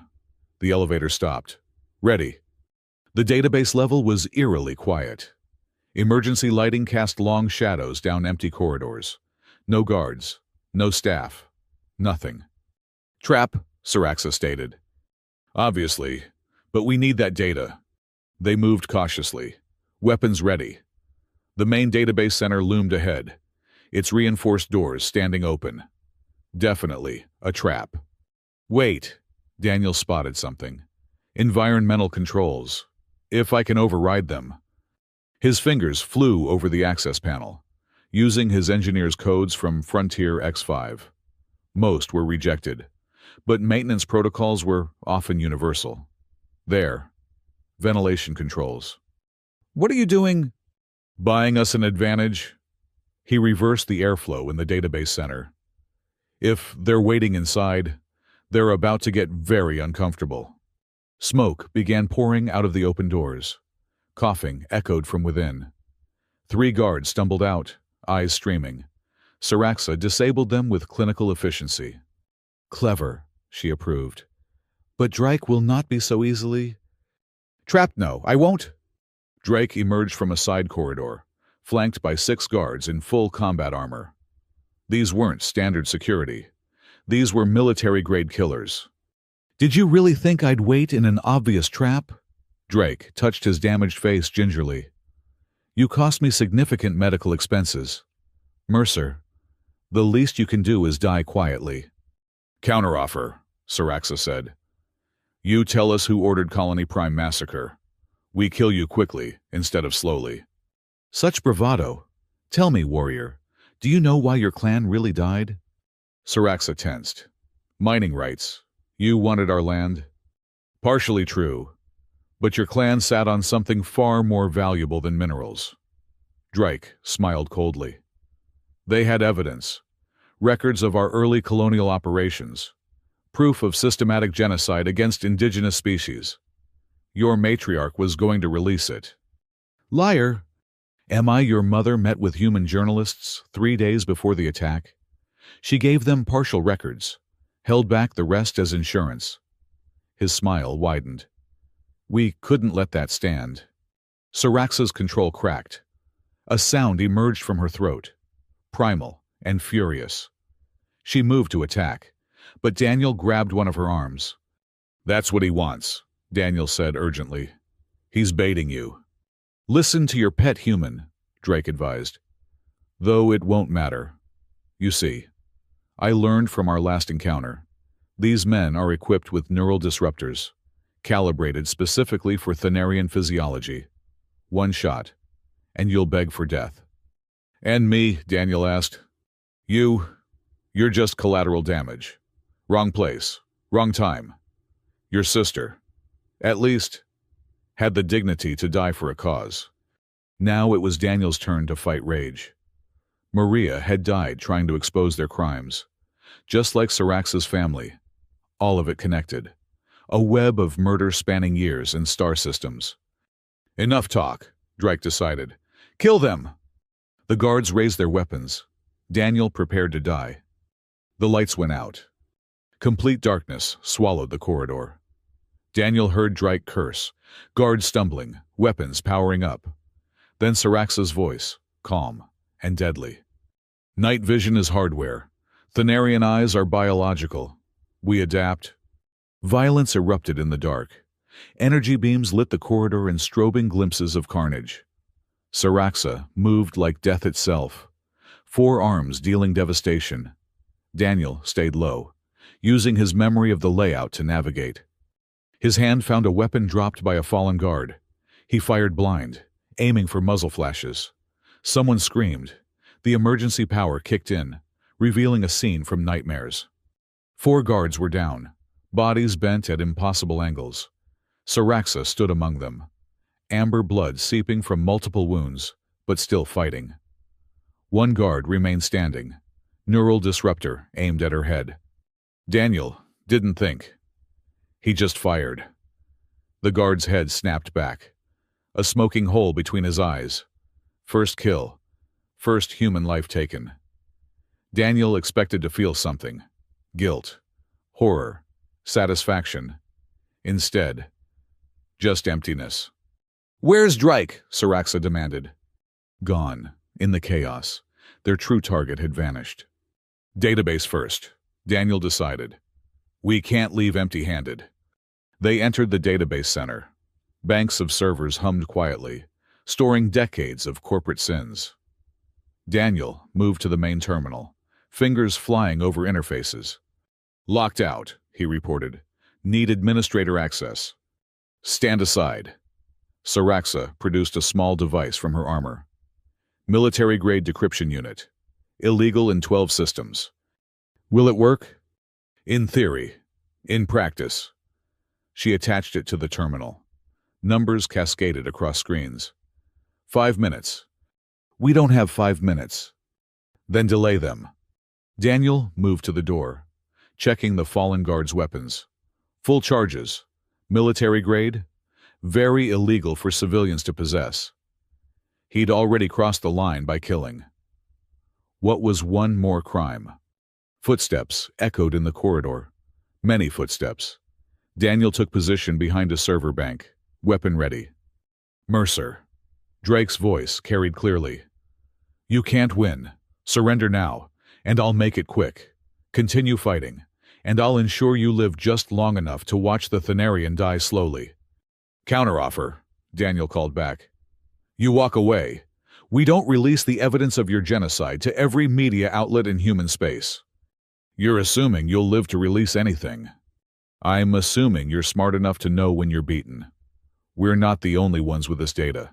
Drake, kill us. And it goes wide. Let us go. And maybe your corporate masters only throw you under the shuttle instead of burning down the whole company. Silence. Daniel could practically hear Drake calculating odds. 2 minutes, Siraxa whispered. Here's the thing about evidence, Drake finally said. It requires context. Without witnesses to verify it, data is just data. And corpses make terrible witnesses. The attack came from multiple directions. Not guards this time, but automated combat drones. Military hardware that had no business on a civilian station. They flowed through the doorway like mechanical death. Weapons tracking with inhuman precision. Daniel fired, watching his shots splash harmlessly off armored shells. The drones advanced, cornering him. He prepared for the end. Siraxa moved like lightning. She abandoned the terminal, throwing herself between Daniel and the drones. Energy beams meant for him scorched her armor instead. She grunted with each impact but kept fighting, her 4 arms a blur of motion. One drone went down, then another, but more kept coming. Too many. Even a Thanarian warrior had limits. The terminal, she gasped. Finish the download. Daniel ran for the console. The decryption was at 90%, 95. A drone targeted him. Siraxa intercepted, taking another hit that drove her to her knees. 98%. Siraxa. She looked up. Amber blood running from multiple wounds. Managed what might have been a smile. Worth it. For both our families. 99%. A drone lined up the killing shot. 100%. Daniel grabbed the data core and dove aside as energy beams scorched where he'd been standing. He rolled, came up firing, not at the drones, but at the server banks themselves. No, Drake appeared in the doorway. Those records are backed up elsewhere, Daniel finished. But you'll spend months reconstructing local copies. Months where you can't hide the evidence. Explosions rippled through the servers. Automatic fire suppression kicked in, filling the air with chemical fog. In the chaos, Daniel reached Siraxa, hauling her upright with strength, born of desperation. Can you move? Do I have choice? She leaned on him, still managing to fire with her free arms. Exit. Working on it. They stumbled through smoke and flame. More drones converged, but the environmental systems were going haywire. Smoke, foam, strobing lights, all combined to create sensory chaos. Even military targeting systems struggled. A maintenance hatch appeared through the smoke. Daniel kicked it open, revealing a shaft leading down. Can you fit? Will make myself fit. Siraxa squeezed through, armor scraping metal. Daniel followed. The data core clutched against his chest. They tumbled into a recycling bay. Massive processors ground waste into component molecules. The noise was deafening, but it also masked their movement. The ship, Daniel said. Can you make it? Yes. She was lying. Amber blood left a trail behind them. But they had no choice. They navigated the station's bowels, avoiding main corridors. Twice they heard search parties pass overhead. Once, a drone nearly spotted them. But Daniel disabled it with a lucky shot to its sensor array. The docking level was in chaos. Ships were trying to leave despite lockdown. Security was overwhelmed trying to maintain order. In the confusion, 2 blood-covered fugitives didn't immediately stand out. There, Bay 4 where Silent Blade waited. So close, yet impossibly far. "I'll create a distraction," Saraxa said. "You get to the ship. We go together or not at all." Romantic. Impractical. But romantic. She checked her remaining weapons. "Then we run." They broke from cover, sprinting across the open bay. Shouts erupted behind them. Energy beams filled the air. Daniel felt heat sear past his ear. Silent Blade's ramp was lowering. Had Saraxa triggered it remotely, they were 20 meters away. 10, 5. Drake appeared at the top of the ramp, weapon aimed. Predictable to the end. He fired. Not at them, but at the ship's engines. Explosions rippled across Silent Blade's hull. Their escape route died in flame and smoke. "Now," Drake said conversationally, "let's discuss that evidence." Security forces surrounded them. Dozens of weapons trained on 2 exhausted fugitives. Daniel still clutched the data core, their only leverage. "The evidence goes public if we die," Daniel said. "Does it? I think you're bluffing. I think you're the only ones with this data." Drake descended the damaged ramp. "But let's test that theory. Guards, kill the Thanarian. We'll see if Mercer's resolve survives watching her die." "No." "Then give me the core." Daniel looked at Saraxa. She met his gaze with all 6 eyes, and he saw acceptance there. She was ready to die for this, for justice, for him. He couldn't let that happen. "Take it." Daniel held out the core. "Just let her live." "Daniel, no." Saraxa tried to rise, but her injuries betrayed her. Drake reached for the core, triumph gleaming in his eyes. The docking bay erupted. Not explosions this time, but ships. 3 vessels burst through the bay doors, weapons blazing. Security scattered as heavy fire rained down. "What?" Drake spun around. One ship Daniel recognized. A battered mining vessel with illegal modifications. Thax's ship from Frontier X5. The Krellian's voice boomed over speakers. "Frontier survivors, we stand together." The other ships were equally familiar. Survivors who'd escaped the station's destruction, come to repay a debt. Energy beams carved through security positions. One caught Drake in the shoulder, spinning him around. "Go." Thax's ship laid down covering fire. "We hold them." Daniel hauled Saraxa toward a different vessel.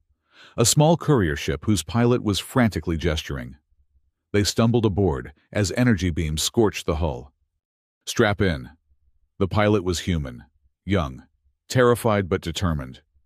"This is gonna be rough." The ship lurched upward, engines screaming. Through the viewport, Daniel saw the docking bay had become a war zone. Security forces battled Frontier survivors, while klaxons wailed. "Where are we going?" Daniel asked. "Away." The pilot threw them into a spiral as missiles streaked past. Thax said, "Get you clear." "That's what I'm doing." More ships were launching. Some security, some civilian caught in the crossfire. The space around Kepler Station became a chaotic dance of vessels and weapons fire. "They're targeting engines," the pilot reported. "Trying to disable, not destroy. They want us alive." Daniel checked Saraxa. She was unconscious but breathing. "Can we jump?" "Not yet. Need distance from the gravity well." A security cruiser moved to intercept. Larger, better armed, faster. They couldn't outrun it, couldn't outfight it. Then it exploded. Silent Blade rose from the wreckage, wounded but operational. Someone had repaired enough systems to make her flight capable. The ship opened fire with weapons that definitely weren't civilian grade. "Who's flying her?" Daniel wondered. His answer came over comms. Dr. Krantz's voice, clinical and calm. "Mr. Mercer, I found your ship's medical logs. Interesting reading. Your companion needs immediate treatment." "Dr. Howe?" 20 years ago. I was military. Some skills you don't forget." Silent Blade carved through another security vessel. "Dock with me. I'll transfer to your ship." The pilot managed the delicate maneuver while under fire. Dr. Krantz swung across the void between ships with surprising agility. She immediately moved to Saraxa, medical kit in hand. "Multiple energy burns, Internal bleeding. Neural disruptor exposure. She worked as she talked. Thanarian physiology is resilient, but she needs proper facilities. Where can we go? They'll track us anywhere in human space. Then we don't stay in human space. Kranz administered something that made Saraxa's breathing easier. I know people. Doctors who ask no questions. Why are you helping us? She looked up from her work. Because I've spent 20 years patching up workers injured by corporate negligence. Because I've filed reports about safety violations that were ignored. Because your companion was right. Sometimes, doctors need to do more than heal. Sometimes we need to prevent the injuries from happening. The courier ship reached minimum jump distance. Behind them, Kepler station receded, its lights flickering from damage. The pilot input coordinates with shaking hands. Ready to jump on your signal. Daniel looked back one last time. Somewhere on that station, Drake was probably raging about their escape, planning revenge, mobilizing resources. Let him come. They had the evidence. They had allies. They had each other. Jump, Daniel ordered. Reality twisted. Stars became lines. And they were away, carrying proof of genocide and conspiracy, racing toward uncertain sanctuary. Saraxa stirred, one eye opening. Did we win? We survived, Daniel told her. The rest comes later. Good enough. Her hand found his. Partner. Dr. Kranz continued working, muttering about damn fool heroes and inadequate field medicine. The pilot flew in tense silence, and Daniel held tight to both Saraxa's hand and the data core that would bring down an empire. They'd won the battle. The war was just beginning. 3 days later, in a medical facility on the edge of Thanarian space, Saraxa woke properly. Daniel sat beside her bed, haggard but smiling. Welcome back. She tried to sit up, winced. How long? 72 hours. Dr. Kranz had to rebuild half your internal organs. Apparently, you're too stubborn to die properly. Thanarian trait. She looked around, taking in the alien architecture. Where? Free clinic on Thesson colony. Neutral territory. We're safe for now. The data, already transmitted to 17 different media outlets, government watchdogs, and activist groups. It's everywhere. Saraxa. The whole galaxy knows what Drake Industries did. She absorbed this. And Drake himself, in custody. Turns out shooting at civilian ships in full view of station security is frowned upon. He's claiming he was stopping terrorists, but the evidence suggests otherwise. It's not enough. He's one man, the company. We'll sacrifice him to save itself. Yes, but it's a start. And we have allies now. The frontier survivors are organizing. Dr. Kranz is reaching out to medical professionals across human space. Your people are demanding justice for your clan. He squeezed her hand. We planted the seed. Now we tend the garden. She was quiet for a long moment. Then, you killed for me. The guard with the disruptor. Yes. How do you feel about that? Daniel had been asking himself the same question for 3 days. Honestly, I thought I'd feel guilty, or triumphant. Instead, I just feel necessary. He was going to kill you. I stopped him. Everything else is philosophy. You would make a good warrior. I prefer engineer. Less bleeding involved. He gestured at her extensive bandages. Usually, that sound that might be laughter. Fair point. Dr. Kranz entered, tablet in hand.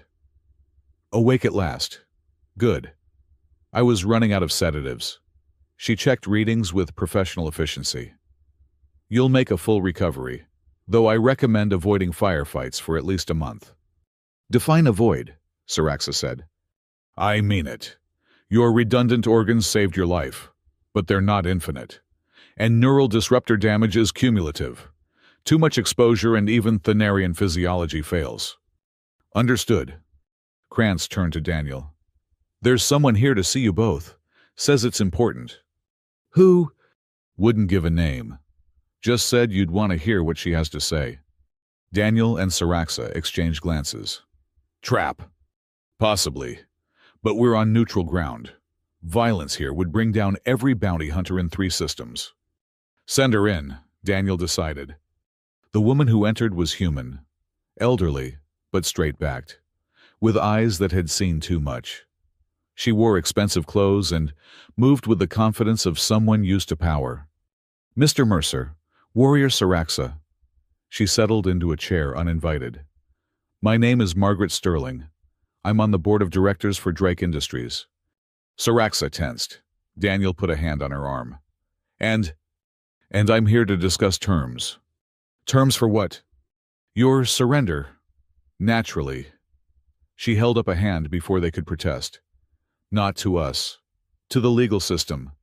Testify in court about what you've discovered. Help us clean house.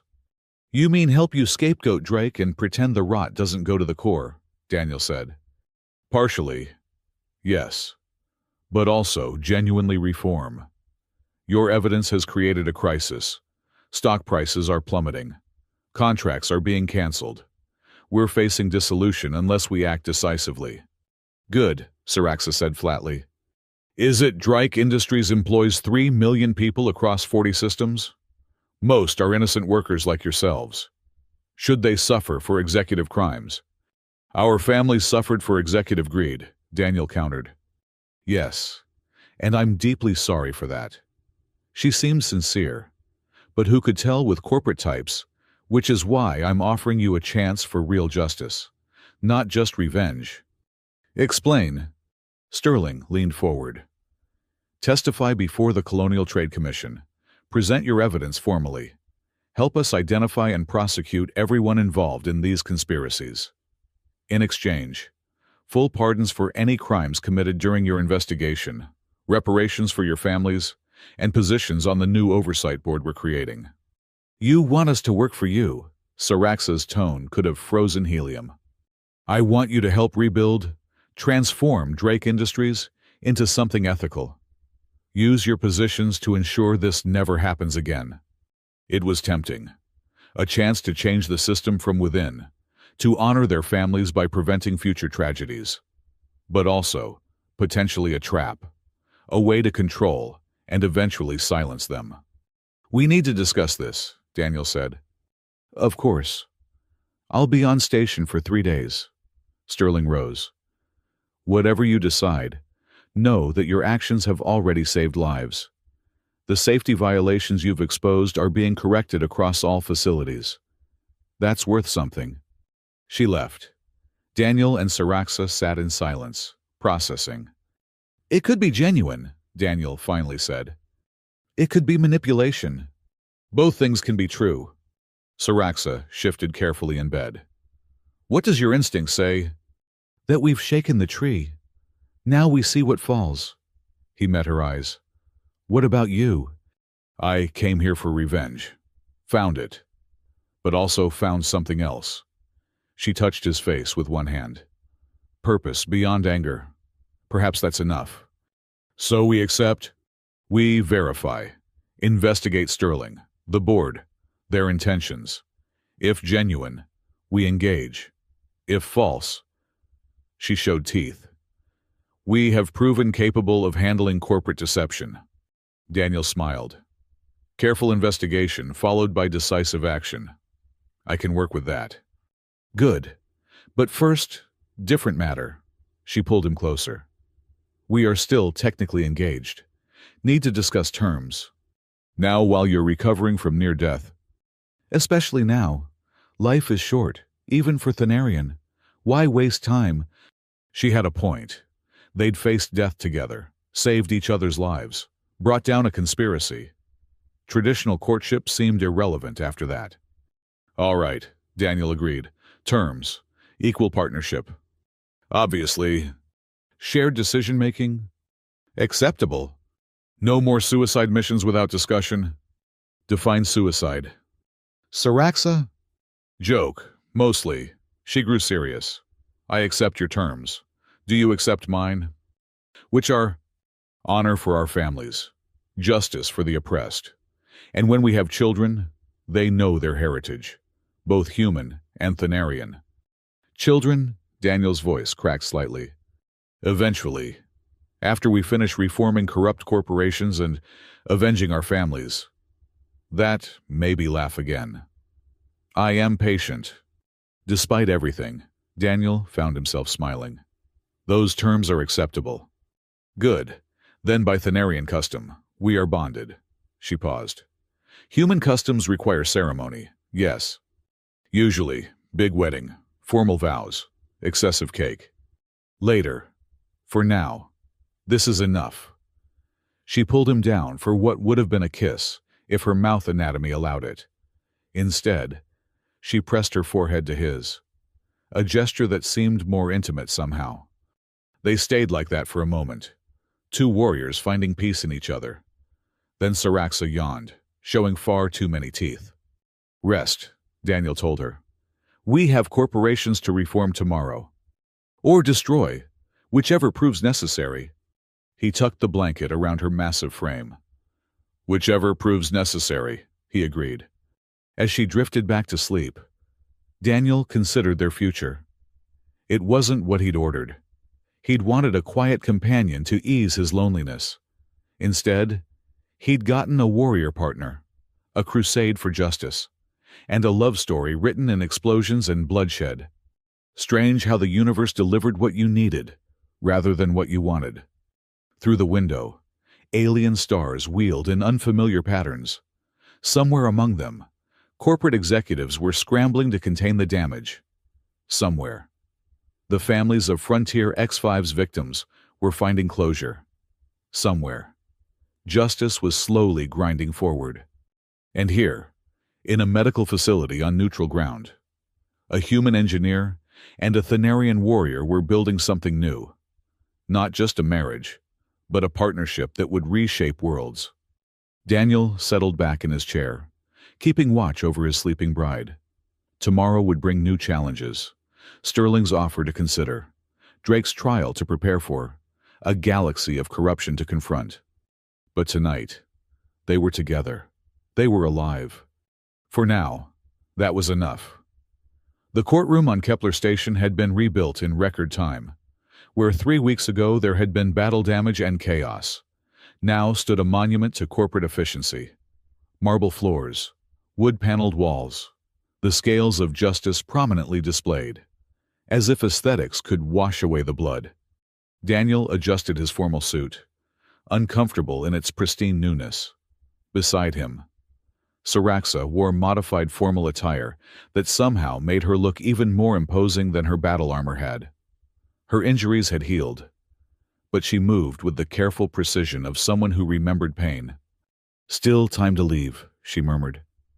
My ship is repaired. We could be 3 systems away before they noticed. Running now would invalidate everything we've done, Daniel replied. Besides, you promised Dr. Krantz we'd see this through. I promised to consider it. I have considered. I prefer violence.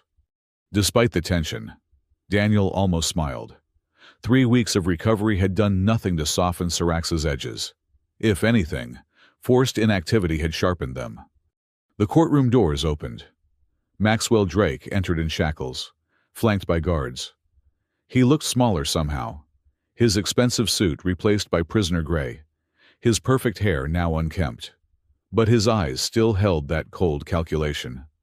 Mr. Mercer, Warrior Saraxa.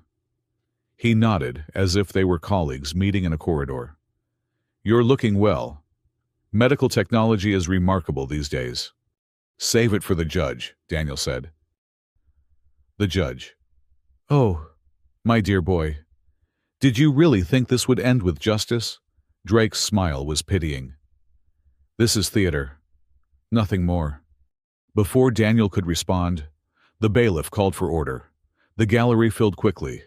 Media representatives, frontier survivors, corporate executives trying to distance themselves from scandal. Daniel spotted Thax in the back row, his blue scales freshly polished. The Krellian gave him a subtle nod. All rise for the Honorable Judge Catherine Walsh. The judge entered, severe and unsmiling. She had a reputation for fairness, which in corporate space meant she couldn't be bought cheaply. Be seated. Judge Walsh reviewed her screens. We're here for the preliminary hearing in the matter of Colonial Authority versus Maxwell Drake. Charges include mass murder, corporate sabotage, conspiracy to commit genocide, and 37 additional counts of criminality. Your Honor, Drake's lawyer stood smoothly. Defense moves for immediate dismissal. The evidence was obtained illegally by known terrorists. Motion denied. Walsh didn't even look up. Mr. Prosecutor, call your first witness.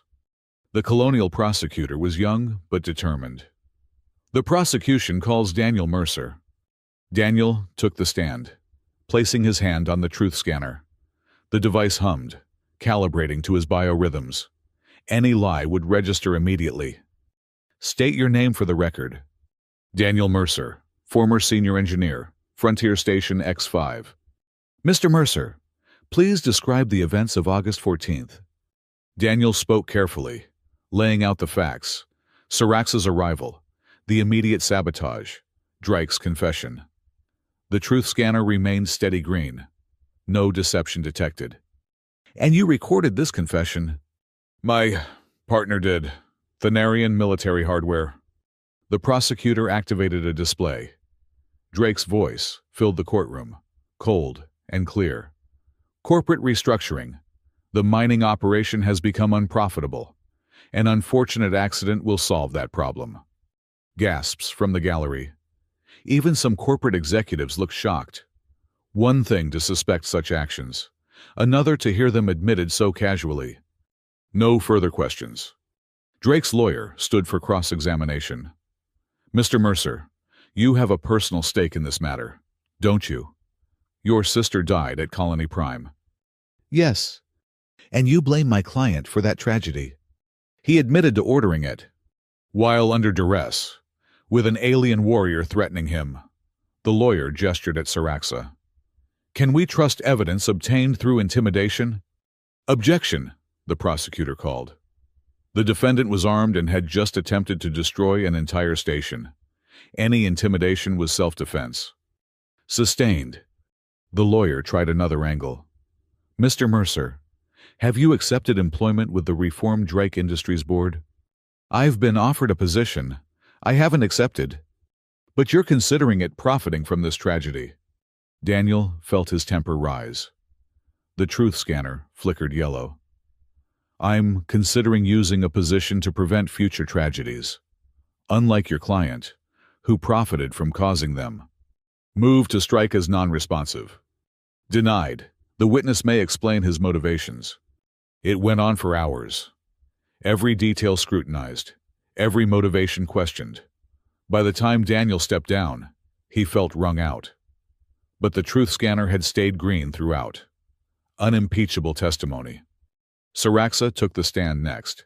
The truth scanner had to be recalibrated for Thanarian physiology, causing a minor delay. State your name and occupation. Syraxa of the Mountain Clan, former intelligence officer, Thanarian Defense Corps, current status, complicated. You were contracted as a mail-order bride. No. Syraxa's 6 eyes fixed on Drake. That was fiction. I came investigating colonial crimes against my people. The prosecutor presented evidence of the Thanarian genocide. Images that made hardened reporters look away. A systematic campaign to eliminate indigenous populations, seize their lands, destroy evidence of their existence. My clan possessed records of early colonial atrocities, Syraxa testified. My mother was preparing to release them. Drake Industries killed 43 members of my bloodline to prevent this. Objection. Drake's lawyer shot up. Allegations without proof. I have proof. Syraxa produced a data chip. My mother's final message, retrieved from our clan's ruins. The hologram flickered to life. A Thanarian woman, older, but sharing Syraxa's proud bearing. She spoke in accented English. If you see this, I am dead.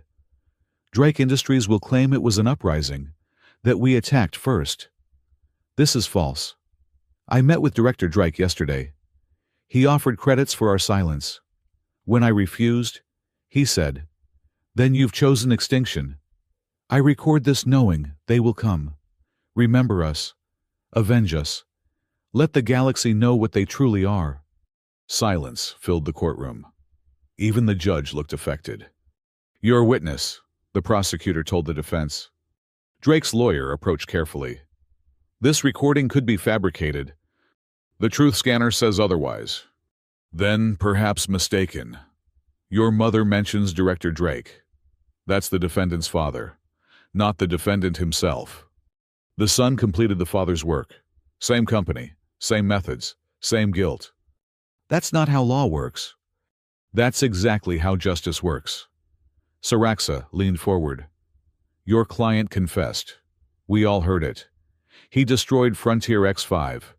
He ordered deaths at Colony Prime. He continued his father's genocide. These are facts. Facts obtained through violence. Facts obtained through survival. We defended ourselves against his attempts to murder us. That the truth emerged during that defense does not diminish its truth." The cross-examination continued, but Saraxa remained unshakable. Every question met with calm precision. The truth scanner never wavered from green. Dr. Kranz testified next, presenting medical evidence of the Frontier X5 casualties. Her professional demeanor cracked only once, when showing images of workers who died in vacuum. "These deaths were preventable," she stated. "Had proper evacuation protocols been followed, had the station's safety systems not been deliberately sabotaged, these people would be alive." Captain Rourke followed, his testimony focusing on the corporate cover-up. "I was ordered to alter logs, to support the terrorist narrative. When I refused, they tried to eliminate me along with the other witnesses. Witness after witness built the case. Frontier survivors describing the explosions. Technical experts confirming the sabotage pattern. Financial analysts showing how Drake Industries would have profited from the station's destruction. Through it all, Drake sat calmly, too calmly. Daniel watched him, noting the slight smile, the relaxed posture. A man with an ace up his sleeve. It came during the defense's turn. "The defense calls Margaret Sterling." Daniel tensed. The board member who'd offered them positions entered, looking every inch the corporate authority. She took the stand with practiced ease. "Miss Sterling, you're on the board of Drake Industries." "I am." "And you've reviewed the evidence against my client." "Extensively." "What are your conclusions?" Sterling paused, choosing her words carefully. "The evidence clearly shows criminal actions were taken, stations were destroyed, lives were lost. These facts are indisputable. But the evidence does not prove Maxwell Drake acted alone or with board authority. In fact, our internal investigation suggests he was a rogue element, acting against company policy." The courtroom erupted. Daniel shot to his feet. "That's a lie." "Order," Judge Walsh hammered her gavel. "Mr. Mercer, you'll remain silent or be removed." Sterling continued smoothly. "We've found evidence that Mr. Drake diverted company resources for personal gain. The insurance payouts from Frontier X5 would have gone not to the company, but to accounts he controlled." Objection. The prosecutor was on his feet. "This evidence wasn't disclosed in discovery. It's newly discovered, Your Honor. We'll provide full documentation." "You'd better," Walsh warned. The defense lawyer smiled. "So, in your professional opinion, Miss Sterling, Maxwell Drake is guilty of crimes, but Drake Industries itself is a victim of his deception." "That's correct, which is why we're cooperating fully with authorities and implementing reforms to prevent such abuses." Daniel felt sick. They were throwing Drake under the shuttle while protecting the company, the sacrificial lamb to appease public outrage. Saraxa's hand found his. "Expected," she whispered. "Now we adapt." The rest of Sterling's testimony painted a picture of corporate innocence betrayed by a bad actor. She was good, very good. By the time she finished, several gallery members looked convinced. "Your witness," the defense said smugly. The prosecutor approached Sterling carefully. "These reforms you mention, They include appointing Mr. Mercer and Warrior Saraxa to oversight positions. Among others, yes. We believe those most wronged should help prevent future wrongs. Convenient. Tell me, Miss Sterling, how long have you been on the board? 15 years. And in that time, how many safety violations were reported at Drake facilities? Sterling's composure flickered. I'd have to check records. I have them here. 8,341 reported violations. How many were acted upon? I don't have those figures. 17. 17 out of 8,000.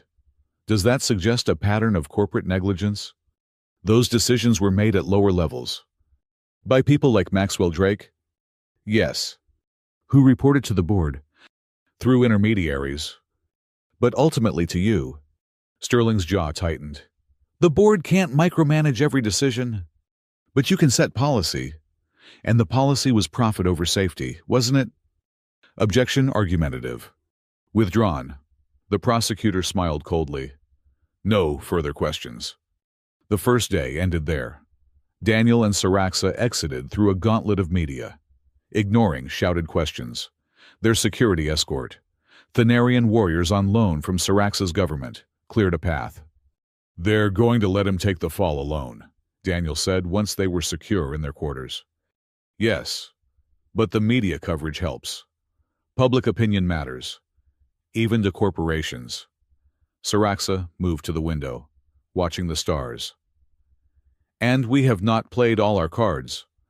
What do you mean? The data core contained more than evidence of Frontier X5. Your Dr. Hollis was thorough. Financial records, communication logs, a web of conspiracy spanning decades. She turned to him. Tomorrow, the defense presents its case.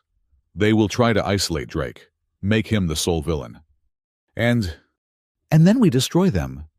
That night, they prepared, not for battle, but for revelation. Daniel organized data while Saraxa coordinated with their allies. By morning, they were ready. The courtroom was even more packed. Word had spread that something significant was coming. Judge Walsh looked tired, probably from reviewing evidence all night. The defense calls Maxwell Drake. A murmur through the gallery. Defendants rarely testified. Too much risk. But Drake took the stand confidently. Mr. Drake, his lawyer began, did you act alone in the destruction of Frontier X5? I acted to protect company interests. That's not what I asked. Did you act with board authorization? Drake smiled. No. The board lacked the courage for necessary actions. They preferred slow deaths through bureaucracy to clean solutions. So you admit to unauthorized actions? I admit to doing what needed to be done. If that meant acting without approval, so be it. He was good, taking responsibility while painting himself as a misguided patriot rather than a mass murderer. For an hour, he spun tales of corporate inefficiency, of trying to save the company from itself. Your witness, the defense concluded. The prosecutor stood. Mr. Drake, you mentioned necessary actions. Let's discuss those. Exhibit 74, Your Honor. The display showed financial records, not just from Frontier X5, but from dozens of operations over 20 years. These are insurance payouts from accidents at Drake facilities. 43 incidents, resulting in over 12,000 deaths, all investigated by security teams under your command, all ruled as equipment failures or terrorist actions, all resulting in profitable insurance claims. Drake's smile didn't waver. Coincidence? Really, let's examine Colony Prime. Exhibit 75. Communications logs filled the screen. Messages between Drake and his father, discussing the Maria Mercer problem and permanent solutions. Still claim you acted alone. My father is dead, cannot defend himself against slander. But others can. Exhibit 76. The screen showed board meeting minutes, not public records, but private communications, discussion of acceptable loss ratios, debates on whether certain colonies were worth maintaining. Sterling's name appeared frequently, advocating for aggressive restructuring. Sterling shot to her feet in the gallery. Those are privileged communications. Not anymore, Judge Walsh said grimly. Continue, counselor. The prosecutor systematically demolished the lone wolf narrative. Each document showed broader conspiracy. Each communication revealed board knowledge, if not explicit approval. But Drake never broke. He admitted nothing beyond what was already proven, deflected blame while accepting responsibility. A masterclass in legal navigation. No further questions. Redirect, Your Honor. The defense lawyer stood. Mr. Drake, do any of these documents show explicit board authorization for violence? No, they were too careful for that. Plausible deniability was always maintained. So you acted on interpretation of their wishes, not direct orders. Correct. No further questions. The defense rests. Judge Walsh called a recess. Daniel felt frustrated. Despite the evidence, Drake was successfully isolating himself, protecting the company that created him. Now, he asked Saraxa. Now. When court reconvened, the prosecutor stood. Your Honor, the prosecution requests to present rebuttal evidence. New information has come to light. This is highly irregular. The evidence is directly relevant and only became available this morning. Walsh frowned. I'll allow it, but it better be significant. The prosecution recalls Margaret Sterling. Sterling returned to the stand, visibly annoyed. Your Honor, I've already testified. And now you'll testify again, Walsh said coldly. Prosecutor. Miss Sterling, do you know what Project Extinction is? Sterling went very still. I'm not familiar with that term. Really, Exhibit 77. The display showed a corporate presentation. Project Extinction managed depopulation of commercially viable systems. Sterling's name was listed as project coordinator. Still unfamiliar? That was a theoretical study. Theoretical, let's see, Exhibit 78. A video played, board meeting, 5 years ago. Sterling presenting to fellow directors, including Drake's father. Indigenous populations remain the primary obstacle to expansion. Her recorded voice stated, traditional methods of negotiation are time-consuming and expensive. Project Extinction offers a final solution. Staged accidents, blamed on technical failures or territorial conflicts. The beauty is plausible deniability. No direct corporate involvement. Just unfortunate tragedies that happen to benefit our interests. Phase 1 targets have been selected. The recording continued. The Thanarian colonies offer the best return on investment. Their warrior culture makes violent response believable.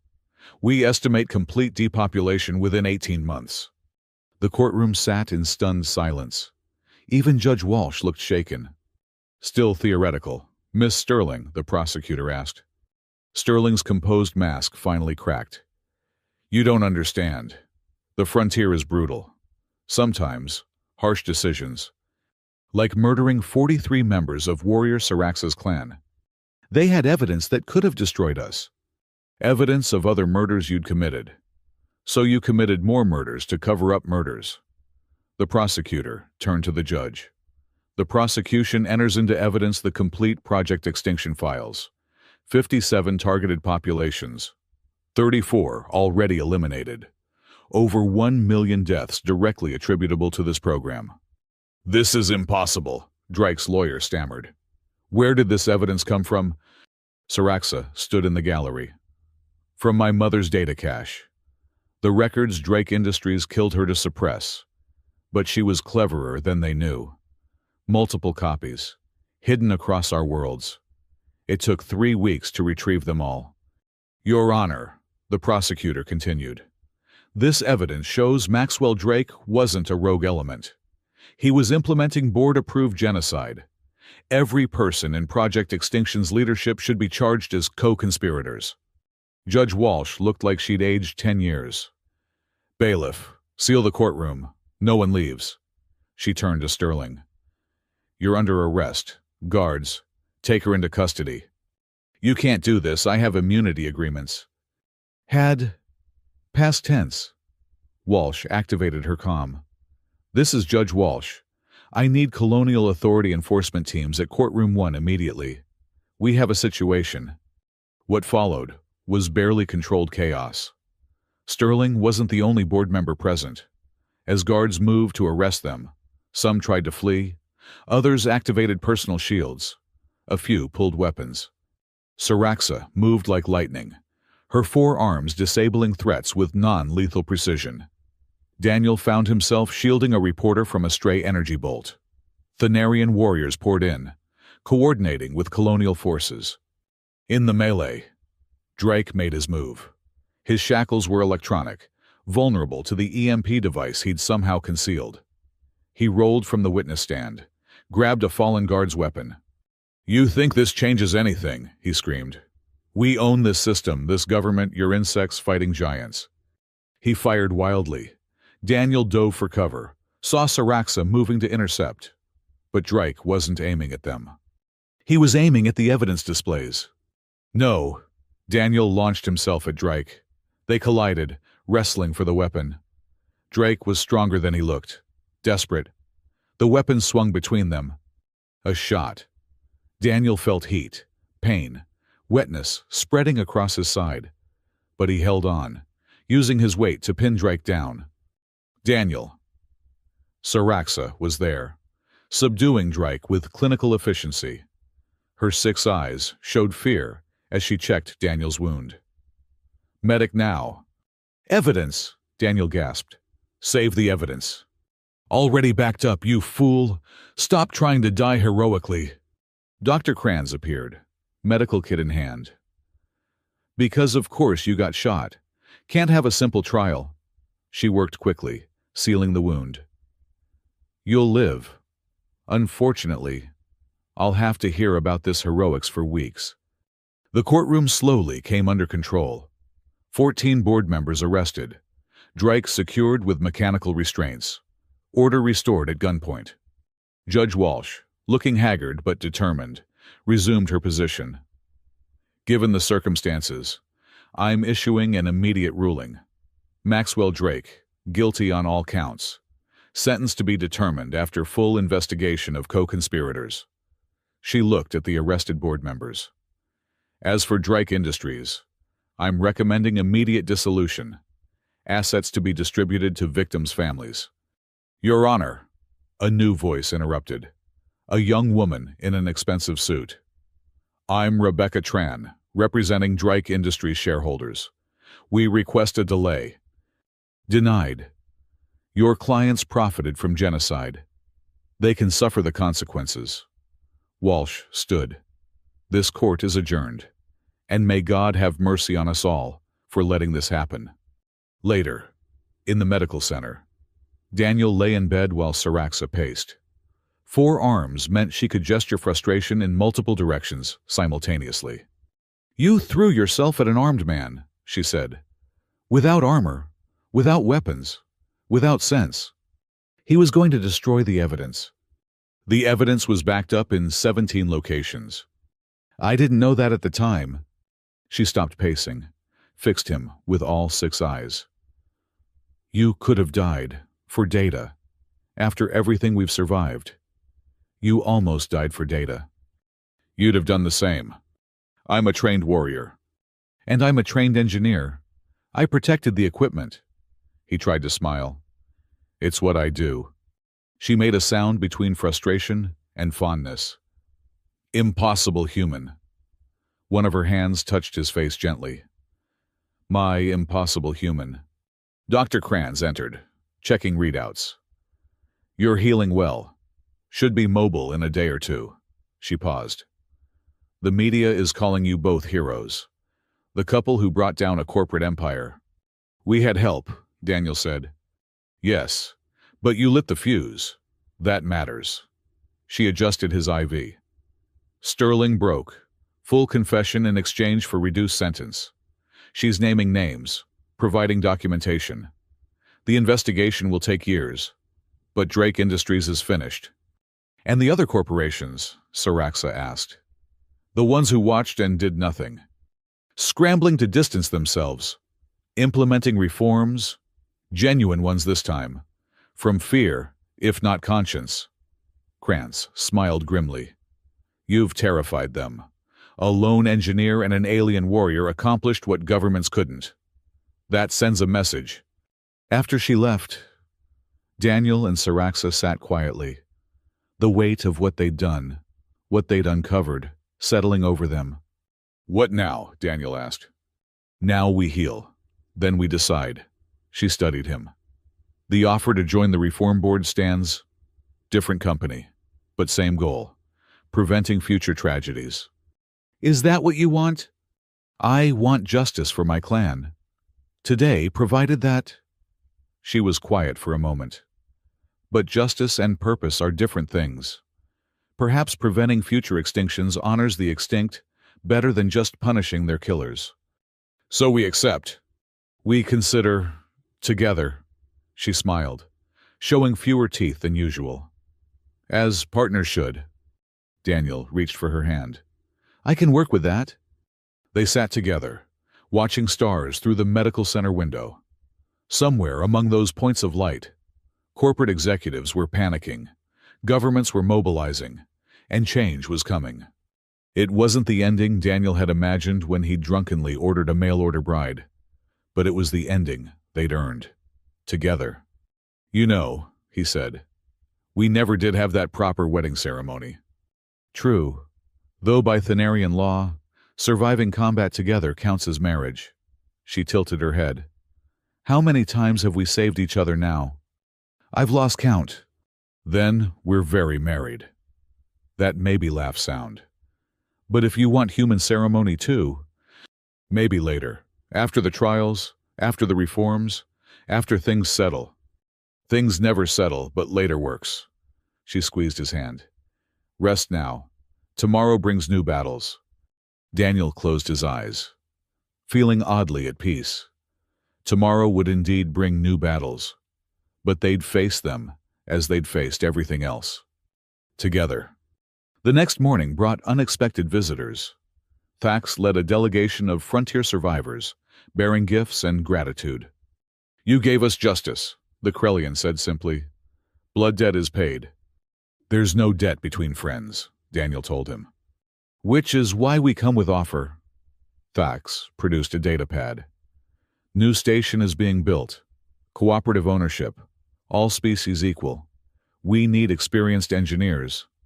And security, another survivor added, looking at Saraxa. Corporate raiders are testing our borders. Daniel looked at Saraxa.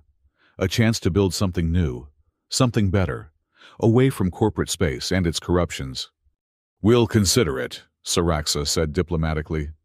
After obligations here are met. The delegation left contact information and departed. More visitors followed. Job offers, interview requests, even a publisher wanting their story. We're apparently famous, Daniel observed. Temporarily, until the next scandal breaks. Saraxa sorted through messages on a pad. Your friend Marcus sends congratulations. Also, bill for services. Of course he does. And this. She handed him a personal message. Daniel read it twice. It's from Maria's daughter, my niece. I didn't know she survived. What does she say? That she's proud. That her mother would be proud. That... His voice broke. That she wants to meet us. When we're ready. Saraxa pulled him close with two arms, while the other two continued sorting messages. Family is important. We will make time. She's on Earth. That's a long journey. Then we make long journey. After trials, after reforms, after new station visit. We make tour of it. Meet your family. Visit my remaining clan. See galaxy without running from corporate assassins. That sounds normal, peaceful even. We can try normal, see if it fits. She paused. Probably won't, but worth trying. Dr. Krantz arrived for morning rounds. Good news. You're cleared for release. Bad news. There's a crowd of reporters outside. Very persistent. We could go out the back, Daniel suggested. Or, Saraxa countered, we go out the front. Show them we're not afraid. Control the narrative. When did you become a media strategist? Intelligence training included propaganda courses. Know your enemy, control your message, shape the battlefield. She helped him stand. Can you walk? I'm shot, not crippled. Good, then walk proud. We won today. Let them see winners, not victims. They dressed carefully. Daniel in a simple suit that didn't hide the medical patches. Saraxa in modified formal wear that emphasized both her warrior nature and her dignity. Together, they faced the media gauntlet. Questions flew from all directions. How did it feel to bring down a corporation? What were their plans? Were they really married? Would they write a book? Star in a documentary? Saraxa raised one hand for silence. Surprisingly, it worked. We are not heroes, she said clearly. We are survivors who refuse to be silenced. Many died to expose these crimes. Honor them, not us. But surely you must feel vindicated, a reporter pressed. We feel tired, Daniel answered honestly. Grateful for justice. Sorry it was necessary. Ready to move forward. Together, another reporter called. The Human-Thanarian Alliance. Daniel and Saraxa exchanged glances. Together, they confirmed in unison. More questions, but their security escort cleared a path. Soon they were in a transport, leaving the courthouse behind. That wasn't so bad, Daniel said. Wait until they edit it. We'll either be saints or monsters, depending on their agenda. Saraxa watched the city pass below. But it doesn't matter. We know our truth. They returned to their quarters to find it full of flowers, gifts from grateful survivors, supportive messages from across the galaxy, evidence that their actions had resonated beyond corporate boardrooms. What's that? Daniel noticed a plain box. No return address. Saraxa scanned it carefully. No explosives, no toxins, just paper. Inside was a single photograph. A Thanarian woman and a human girl standing together, smiling. On the back, written in careful script, your mother and sister. They were friends. They would be proud. A friend who remembers. Daniel stared at the image. Maria, younger, laughing at something the Thanarian woman had said. Two crusaders who'd paid the ultimate price for their principles. They knew each other, he whispered. Perhaps that's why fate brought us together, Saraxa said softly. To finish what they started. Or to start something new. Both. Always both with you. She set the photograph carefully on a shelf. I would have liked to meet her. She would have liked you. Probably would have tried to adopt you. Daniel smiled through tears. She always said I needed someone to keep me from playing things too safe. Then she was wise. Saraxa pulled him close. Come. We have messages to answer, plans to make, future to build. In a minute. Daniel held the embrace, drawing strength from her presence. Just in a minute. They stood together in their small quarters, surrounded by evidence of change they'd wrought. Outside, the galaxy shifted, corporations trembled, and justice ground slowly forward. But inside, for just a moment, there was only them. A human engineer and a Thanarian warrior, bound by loss, joined by purpose, building something that transcended species or culture. It wasn't what either had ordered, but it was exactly what they'd needed. 6 months after the trial. Daniel stood in the observation deck of New Horizon Station, watching construction crews assemble the latest habitation ring. The cooperative station was growing faster than anyone had anticipated, funded by the dissolution of Drake Industries and donations from across the galaxy. What had started as a dream of frontier survivors was becoming a beacon of interspecies cooperation. You're brooding again, Saraxa observed, entering with a tray of coffee and something that might have been tea but smelled like engine coolant. Thinking, Daniel corrected, accepting the coffee gratefully. There's a difference. In humans, barely. She settled beside him, all 4 arms draped casually over the railing. The new residents arrive tomorrow. Nervous.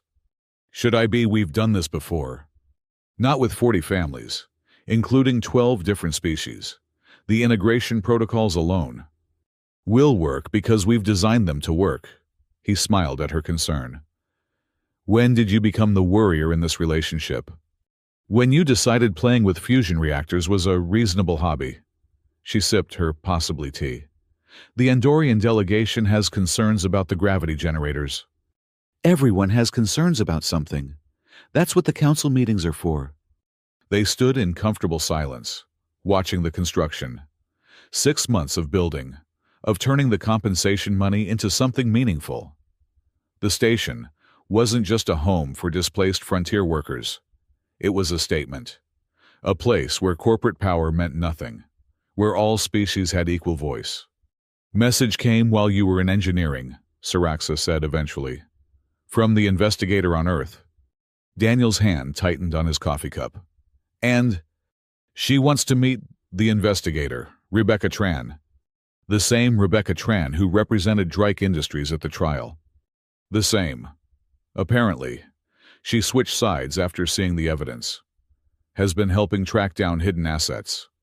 Siraxa studied him with 2 of her eyes, while the others maintained watch on the construction. She says it's important.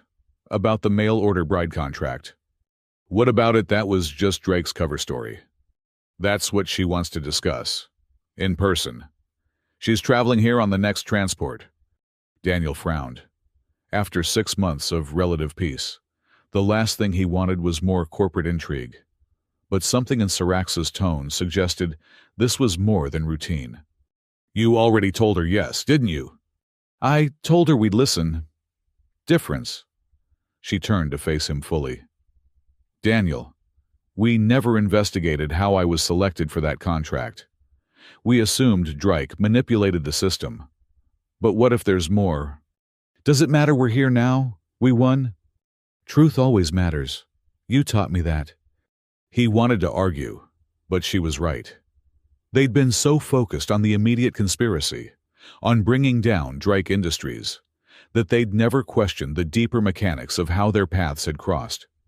Fine, we'll meet with her, but if this is some corporate trick, then we handle it as we always do. She showed teeth. Together. The next day brought controlled chaos as the new residents arrived. Families from destroyed frontier stations, refugees from corporate exploitation, idealists seeking to build something better. Daniel found himself troubleshooting everything from incompatible atmospheric preferences to dietary restrictions that seemed designed to create maximum difficulty. The vegan synthesizers can't produce Krellian protein paste, a harried logistics officer reported. And the Krellian units produce something the vegans classify as toxic waste. Run them on alternating schedules, Daniel suggested. Or better yet, see if Dr. Hollis can create a hybrid system. She's busy setting up the medical bay. Then I'll talk to her later. For now, separate units, clear labeling, and hope no one accidentally poisons themselves.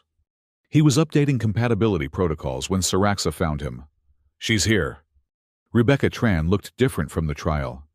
The expensive suit was gone, replaced by practical travel clothes. The corporate arrogance had faded, leaving someone who seemed younger and more uncertain. Mr. Mercer, Warrior Siraxa, thank you for seeing me. They met in a secure conference room, one of the few places on the station guaranteed to be surveillance-free.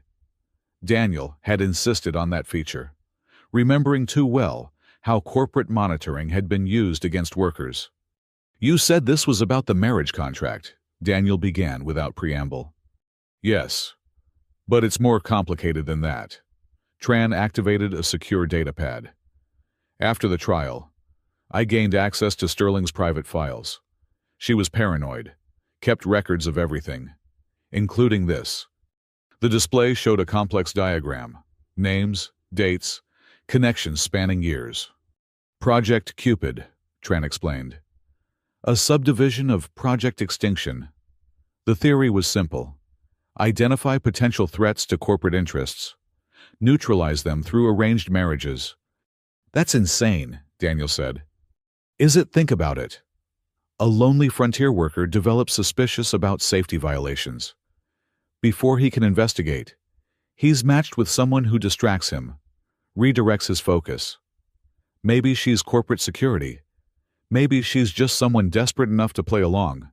Either way, the threat is neutralized without violence. Saraxa leaned forward. But I'm not a corporate agent. No, you're something else. Tran pulled up another file. The project had a secondary protocol. For threats too significant to simply distract, they'd arrange matches designed to destroy both parties. A human engineer whose sister was investigating corporate crimes.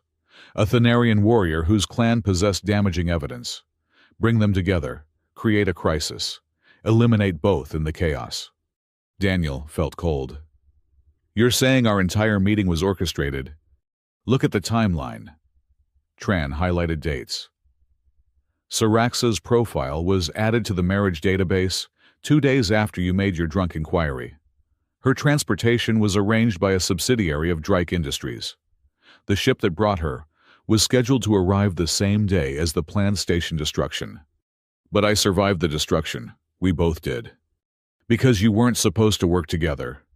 The psychological profiles suggested you'd blame each other. The paranoid engineer would see the alien as a threat. The vengeful warrior would see the human as a corporate collaborator. Instead, we trusted each other. Saraxa finished. Their manipulation created the partnership that destroyed them. Poetic justice, Tran agreed. But there's more. The person who designed Project Cupid, who selected you both as targets. She's still out there. She displayed a final image. A woman Daniel didn't recognize. Middle-aged with sharp features and cold eyes. Director Catherine Walsh. That's impossible, Daniel protested. Judge Walsh presided over Drake's trial. She dissolved the company. Different person, same surname. Not a coincidence. Tran's expression was grim. Catherine Walsh went underground after Sterling's arrest. But she's been busy. 3 frontier stations have reported suspicious marriage arrivals in the last month. All followed by accidents. She's continuing the project, Saraxa growled. With improvements. Learning from her failure with you two. Tran deactivated the pad. I came here because you're the only ones who've beaten her system. If anyone can stop her. Why should we trust you? Daniel interrupted. 6 months ago, you were defending these people. 6 months ago. I believed in the system. That corporations could be reformed from within, that the law could deliver justice. She met his gaze steadily. You proved me wrong. The system is built on corpses. The only justice comes from tearing it down. Pretty words, Saraxa said, but words are easy. Then judge me by actions. Tran produced a data core. Everything I've gathered on Walsh and the continuing projects, financial records, communication intercepts, operational patterns. I'm giving it to you freely. Daniel accepted the core cautiously. What do you want in return? To help. To use my legal expertise for something meaningful. She paused. And maybe to atone. I helped defend monsters because I was too comfortable to see they were monsters. That ends now. Saraxa and Daniel exchanged glances. 6 months of building their new life, and now the past came calling again. But could they ignore it? Could they let Walsh continue destroying lives? We'll review the data, Daniel decided. No promises. That's all I ask. After Tran left, they sat in silence. The core rested between them, small and innocuous, containing horrors they'd hoped to leave behind. We could ignore it, Daniel said eventually. Pass it to authorities. Let someone else handle it. Could we, knowing what we know? We're not soldiers. Saraxa. Well, I'm not. We're builders now. This station needs us. The station needs us alive. If Walsh is targeting perceived threats, how long before she decides we're worth eliminating? It was a fair point. They'd become symbols, their story spreading across the galaxy. If Walsh was trying to rebuild the corporate exploitation machine, They represented everything she'd want to destroy. So we investigate. Daniel sighed. Carefully, without abandoning our responsibilities here. Agreed, but first, something else. Saraxa stood, moving to the wall display. Computer, access personal files. Authorization Saraxa 7 Mountain. What are you doing? Something I should have done months ago. The display filled with documents. Immigration forms. Genetic compatibility tests. Psychological profiles. My complete marriage broker file. The real one. Not the forgery Drake created. Daniel stood, reading over her shoulder. Most of it was standard, but one section stood out. Reason for seeking match, he read aloud. To find someone who understands loss, but hasn't let it destroy their compassion. To build a future with someone who values justice over comfort. I filled that out before I knew about you, Saraxa said quietly. Before Drake's manipulation, the matching algorithm paired us because we're genuinely compatible. Not because of corporate schemes. You mean? I mean they used a real connection for false purposes. But the connection itself, she turned to face him. That was always true. Daniel felt something ease in his chest. The fear that everything between them had been manufactured. That their bond was just another corporate lie. So, when you arrived on the station, I was genuinely interested in meeting you. The crisis interrupted, but the intention was real. She touched his face with one hand. Does this change anything? Yes. No. Maybe. He caught her hand. It means we chose each other twice. Once through a dating service, once through fire and blood. Romantic for an engineer. I have my moments. They were interrupted by an emergency alert. Construction accident in Section C. A gravity generator malfunction had left 3 workers floating in dangerous proximity to exposed power conduits. Discussion later, Saraxa said. Rescue now.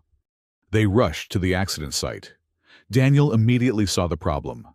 The generator had reversed polarity, creating a localized anti-grav field. The workers couldn't reach anything solid to push off from, and the spreading field was bringing them closer to the lethal conduits. Magnetic grapples, Saraxa suggested, would interfere with the field, make it worse. Daniel studied the configuration. But if we can invert the secondary stabilizer... He dove into the control panel, hands flying over circuits. Saraxa coordinated the rescue team, using her 4 arms to simultaneously direct positions, manage safety equipment, and keep panicking onlookers back. 10 seconds, Daniel announced. Get ready to catch them. The field collapsed. 3 workers dropped. Saraxa caught 2 while a Krellian worker snagged the 3rd. Everyone safe. Crisis averted. Nice work, Dr. Hollis said, checking the workers for injuries. Though I do wish people would stop trying to die on my station. Your station? Daniel asked. I'm Chief Medical Officer. That makes every injury my problem. Ergo my station. She finished her scans. Minor bruising only. You're lucky. As the workers were led away, Daniel noticed something. The malfunction hadn't been random. Someone had deliberately reversed the polarity settings. Sabotage, Saraxa followed his gaze. Or incompetence. But given what Tran just told us, he accessed the work logs. The system was serviced yesterday by a new technician, Maria Valdez. They found Valdez in her quarters, packing frantically. She saw them and bolted for the door. Saraxa was faster, blocking the exit with casual ease. Going somewhere? Saraxa asked pleasantly.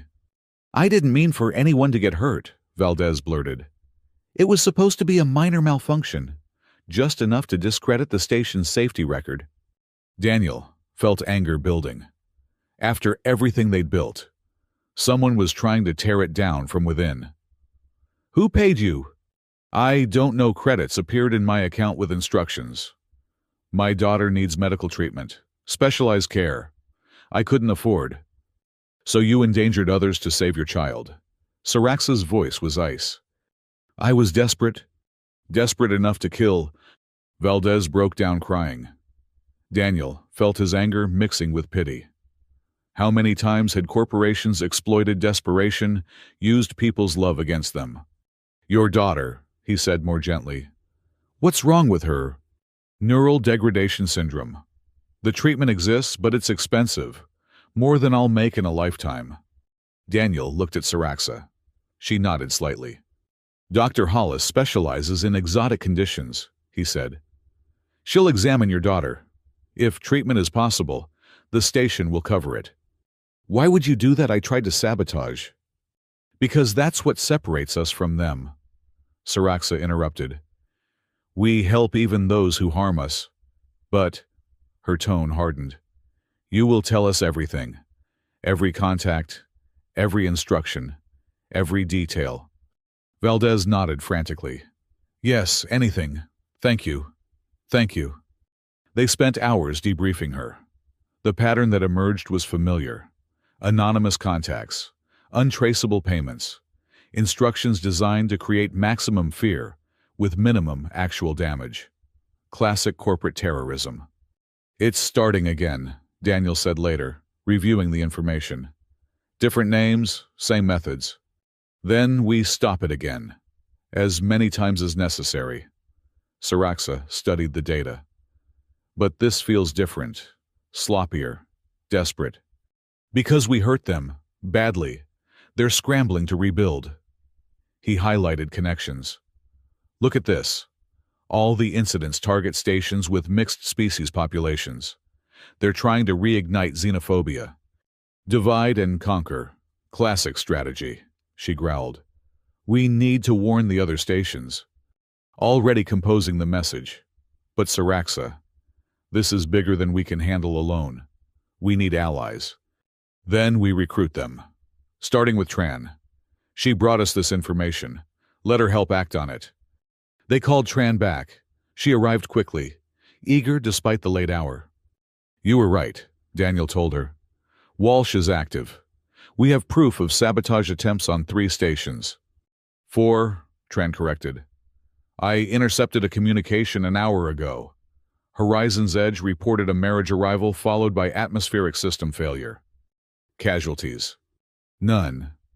They learned from your example, had emergency protocols in place. She paused. But the next station might not be so lucky. What do you propose? Saraxa asked. We hunt her, track the money, follow the communications, find where she's hiding. Tran activated her pad. I have contacts in financial investigation, people who've been waiting for a chance to strike back at corporate corruption. And then we finish what you started. Complete dismantling of the corporate exploitation system. Her eyes hardened. Legal methods where possible. Other methods where necessary. Daniel recognized the look. The same determination he'd seen in his own mirror after Maria's death. The transformation of grief into purpose. You're talking about a war, he said. I'm talking about justice. Real justice. Not corporate theater. Tran leaned forward. They killed thousands, destroyed entire cultures, and they're trying to do it again. How is stopping them not a war worth fighting? Because wars have casualties, Saraxa said softly. I've seen too many idealists become the monsters they fought. The line between justice and vengeance is thinner than you think. Then help me walk that line. You've done it successfully. Daniel wanted to refuse. They'd built something good here, something clean. But the sabotage attempt proved they couldn't just hide and hope. The corruption would find them eventually. We do this smart, he decided. No heroics, no revenge fantasies. We build a network, gather evidence, present it to authorities who can act. And if they won't act, Tran pressed, then we make them. Saraxa smiled, showing teeth. Corporate executives aren't the only ones who can apply pressure. They spent the night planning. By morning, the framework of a new alliance was forming. Station leaders who'd survived corporate exploitation, investigators tired of seeing crimes go unpunished, journalists hungry for the next big story. all connected by the shared experience of loss and the determination to prevent more. "We need a name," Tran suggested. "Something people can rally behind." "No names," Daniel said firmly. "No symbols. No hierarchy. The moment we become an organization, we become a target. We stay fluid, connected but independent. Like the Underground Railroad of ancient Earth," Saraxa mused. "No leaders, just people helping people." "Exactly." A soft chime interrupted them. Dawn was breaking over the station's viewing panels. Artificial but still beautiful. Daniel realized they'd talked through the night. "I should go," Tran said. "Lots of contacts to make." "Be careful," Saraxa warned. "Walsh has proven willing to kill. Don't underestimate her." "I won't, but I'm done being afraid." She paused at the door. "Thank you for trusting me, for giving me a chance to make things right." After she left, Daniel and Saraxa sat in exhausted silence. "We're really doing this again," Daniel said. "Apparently, though this time we have a station to run simultaneously." She stretched all four arms. "Think we can balance hunting corporate criminals with overseeing construction? We've balanced worse." He yawned. "Remember that time we had to plan a revolution while you were recovering from neural disruptor exposure? That was 6 months ago. Feels like a lifetime." He stood, pulling her up. "Come on, we have a council meeting in 3 hours. Should probably sleep." They made their way through the station's corridors. Already, people were stirring. The night shift ending, day shift beginning. The rhythm of life continuing despite hidden threats. Their quarters were modest but comfortable. They'd designed them together, blending human and Thanarian aesthetics. It was home in a way nowhere else had been. "Daniel," Saraxa said as they prepared for bed, "what Tran revealed about Project Cupid, does it bother you?" "That we were manipulated into meeting a little." He considered. "But, like you said, the connection was real. They used truth for evil purposes. But that doesn't make the truth less true." "Philosophical, for an engineer." "You're rubbing off on me." She curled around him, all four arms creating a protective cocoon. "Good. Someone needs to teach you proper paranoia." "I thought that was love." "Same thing, different word." They fell asleep like that, wrapped in each other's warmth while the station hummed around them. In a few hours, they'd wake to face new challenges. Corporate sabotage to prevent, alliances to build, justice to pursue. But for now, they had this. Peace in the midst of storm. Love forged in chaos. It wasn't what either had ordered when their paths first crossed, but it was what they'd built together. The secure communication unit activated 2 hours later. Emergency priority. Encryption protocols Daniel didn't recognize. He stumbled from bed, trying not to wake Saraxa. Too late. She was already moving, warrior instincts triggered by the alert. The display showed a face Daniel had hoped never to see again. Maxwell Drake, broadcasting from prison. "Hello, Mr. Mercer. Warrior Saraxa. I hope I'm not interrupting anything intimate." "How did you get this frequency?" Daniel demanded. "Oh, I have friends everywhere, even in your precious cooperative station," Drake smiled. "But I'm not calling to threaten. I'm calling to warn." "We don't need warnings from mass murderers," Saraxa growled. "Don't you? Tell me. Have you wondered why Director Walsh is being so sloppy? Why her sabotage attempts are so easily traced?" He leaned forward.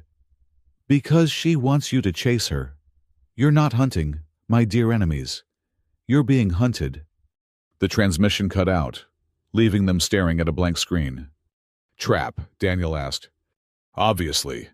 But trap for what purpose?" Saraxa was already moving, activating security protocols. "If Walsh wanted us dead, she could have acted directly. Unless she needs us alive, like bait." They looked at each other, same thought occurring simultaneously. Their story had inspired others. If Walsh could destroy them publicly, frame them for crimes, the entire reform movement would crumble. "We need to warn Tran," Daniel said. And increase security, and verify everyone on the station. Saraxa's 4 hands worked different panels simultaneously. If Drake has contacts here... The lights flickered. Emergency power kicked in a second later. That's not a malfunction, Daniel stated. No, it's an announcement. Saraxa retrieved weapons from hidden compartments. They're here. Alarms began wailing. Multiple hull breaches reported. Armed intruders in sections B through F. The trap had already sprung. So much for our peaceful morning, Daniel muttered, checking his weapon. Peace is overrated anyway. Saraxa moved to the door. Ready. No, but let's go save our station. Again. They emerged into chaos. Security teams were responding, but the intruders were professional, military grade. This wasn't corporate security. This was something else. Private military contractors. Saraxa identified, watching their movements. Expensive ones. Walsh has deep pockets. Deeper than they should be. Someone's funding her. They moved through the station, coordinating defense. The intruders weren't trying to destroy the station. They were hurting people, pushing them toward the central plaza. They want witnesses, Daniel realized. This is being recorded. Then let's give them a show they didn't script. They reached the plaza, to find most of the station's population corralled by armed mercenaries. In the center stood a woman Daniel recognized from Transfiles. Director Catherine Walsh, looking exactly like someone who ordered genocides over breakfast. Mr. Mercer, Warrior Saraxa, so good of you to join us. Her voice carried clearly through the plaza. I believe it's time we discuss the future. The future where you're in prison, Daniel suggested. The future where order is restored, where humans and aliens know their proper places, where progress isn't hindered by bleeding heart idealists. She gestured to the crowd. These people trusted you, followed you, and where has it led them? To freedom from corporate exploitation, Saraxa answered. To chaos, to poverty, to a ramshackle station built on dreams instead of profits. Walsh shook her head. I'm offering them better. Return to the corporate fold. Accept oversight. Prosperity instead of principles. Slavery instead of freedom, someone shouted from the crowd. Others took up the cry. Walsh's expression hardened. Silence them. The mercenaries moved to comply. But they'd made a critical error. They'd assumed a station of refugees would be easy prey. They hadn't counted on these being survivors.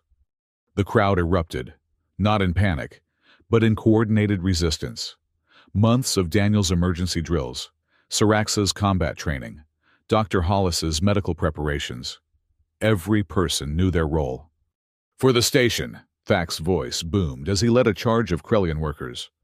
The plaza became a battlefield. But not the massacre Walsh had planned. The mercenaries found themselves outnumbered, outmaneuvered by people defending their home. Daniel and Saraxa moved through the chaos like a practice team. He handled technical threats, disabling weapons and equipment. She handled physical ones, her forearms devastating in close combat. They reached Walsh as she was trying to escape. Leaving so soon? Saraxa inquired, blocking her path. You can't stop what's coming, Walsh snarled. The old order will be restored. Your little experiment will be a footnote. Maybe, Daniel agreed, but you won't be around to see it. Walsh pulled a weapon, something exotic and definitely illegal. Saraxa was already moving, but Daniel was closer. He tackled Walsh, the weapon discharging into the ceiling. They rolled, fighting for control. Walsh was stronger than she looked, enhanced somehow. But Daniel had learned from the best. He used her momentum against her, a move Saraxa had drilled into him countless times. Walsh hit the ground hard, weapon flying from her grip, before she could recover. Saraxa was there, restraints securing all 4 limbs. It's over, Daniel panted. Is it? Walsh laughed, blood running from her lip. You think I'm the leader, I'm middle management, just like Drake. The real power hasn't even noticed you yet. Then we'll make them notice, Siraxa promised. Security forces were mopping up the remaining mercenaries. The station had held, its people victorious. But Daniel felt no triumph, just tired recognition that this was indeed war, whether they'd wanted it or not. "She's right about one thing," he told Siraxa quietly. "This is just the beginning." "I know, but look." She gestured to the plaza. Humans and aliens working together, tending wounded, securing prisoners. "We're not alone anymore." It was true. What had started as two people seeking justice had become a movement. Not perfect, not invincible, but real and growing. Mr. Mercer, Tran appeared, disheveled but unhurt. "I've been analyzing their communications." Walsh was transmitting throughout the attack. "To whom?" "Everyone. Major news outlets, corporate boards, government agencies." She showed them her pad. But the transmission didn't show what she expected. It showed a diverse community successfully defending itself against corporate aggression. "Free advertising for our cause," Siraxa noted with satisfaction. "More than that, I'm getting contact requests from dozens of stations. They want to join our network, learn our methods." Tran smiled. "We've just became the model for anti-corporate resistance." Daniel looked at Siraxa. "So much for our quiet life building a station. Was it ever going to be quiet with us?" She pulled him close with two arms, while the other two gestured at the controlled chaos around them. "Besides, this is better. Building something that matters. Even if it paints a target on our backs?" "Especially then. Easy victories aren't worth winning." She looked down at him with all six eyes. "But we should discuss terms." "Terms for what?" "Our new life as revolutionary leaders. I have requirements." "Despite everything," Daniel laughed, "such as regular meals together. No heroic sacrifices without consultation. And when this war is won, we take a real honeymoon. Somewhere with no corporations, no conspiracies, no assassination attempts. Does such a place exist?" "We'll build one if necessary." She kissed him, or her version of it. "Deal." "Deal." Around them, the station continued its controlled chaos. Prisoners to process, damages to repair, messages to send to their new allies. The war Walsh had promised was indeed coming. But they'd face it, as they'd faced everything else. Together. Not as the mail-order bride and lonely engineer who'd been thrust together by corporate manipulation, but as partners who'd chosen each other again and again through every crisis. It wasn't the ending either had expected when their story began, but it was the beginning they'd earned. And sometimes, beginnings were more important than endings. "Come on," Daniel said, surveying the work ahead. "Let's go build a revolution." "Already building one," Siraxa corrected. "Now we just need to finish it." They walked back into the plaza, ready for whatever came next.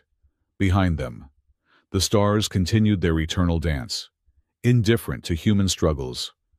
But on this small station, in this moment, ordinary people had proven that together. They were extraordinary. The real plot twist wasn't that their meeting had been orchestrated by enemies. It was that love could bloom in manipulation's shadow, that trust could grow from betrayal's seed, that two people brought together by the worst of intentions could create the best of outcomes. The mail-order bride and the lonely engineer were gone. In their place stood something stronger, stranger, and infinitely more dangerous to those who profited from suffering. They were partners, they were in love, and they were just getting started.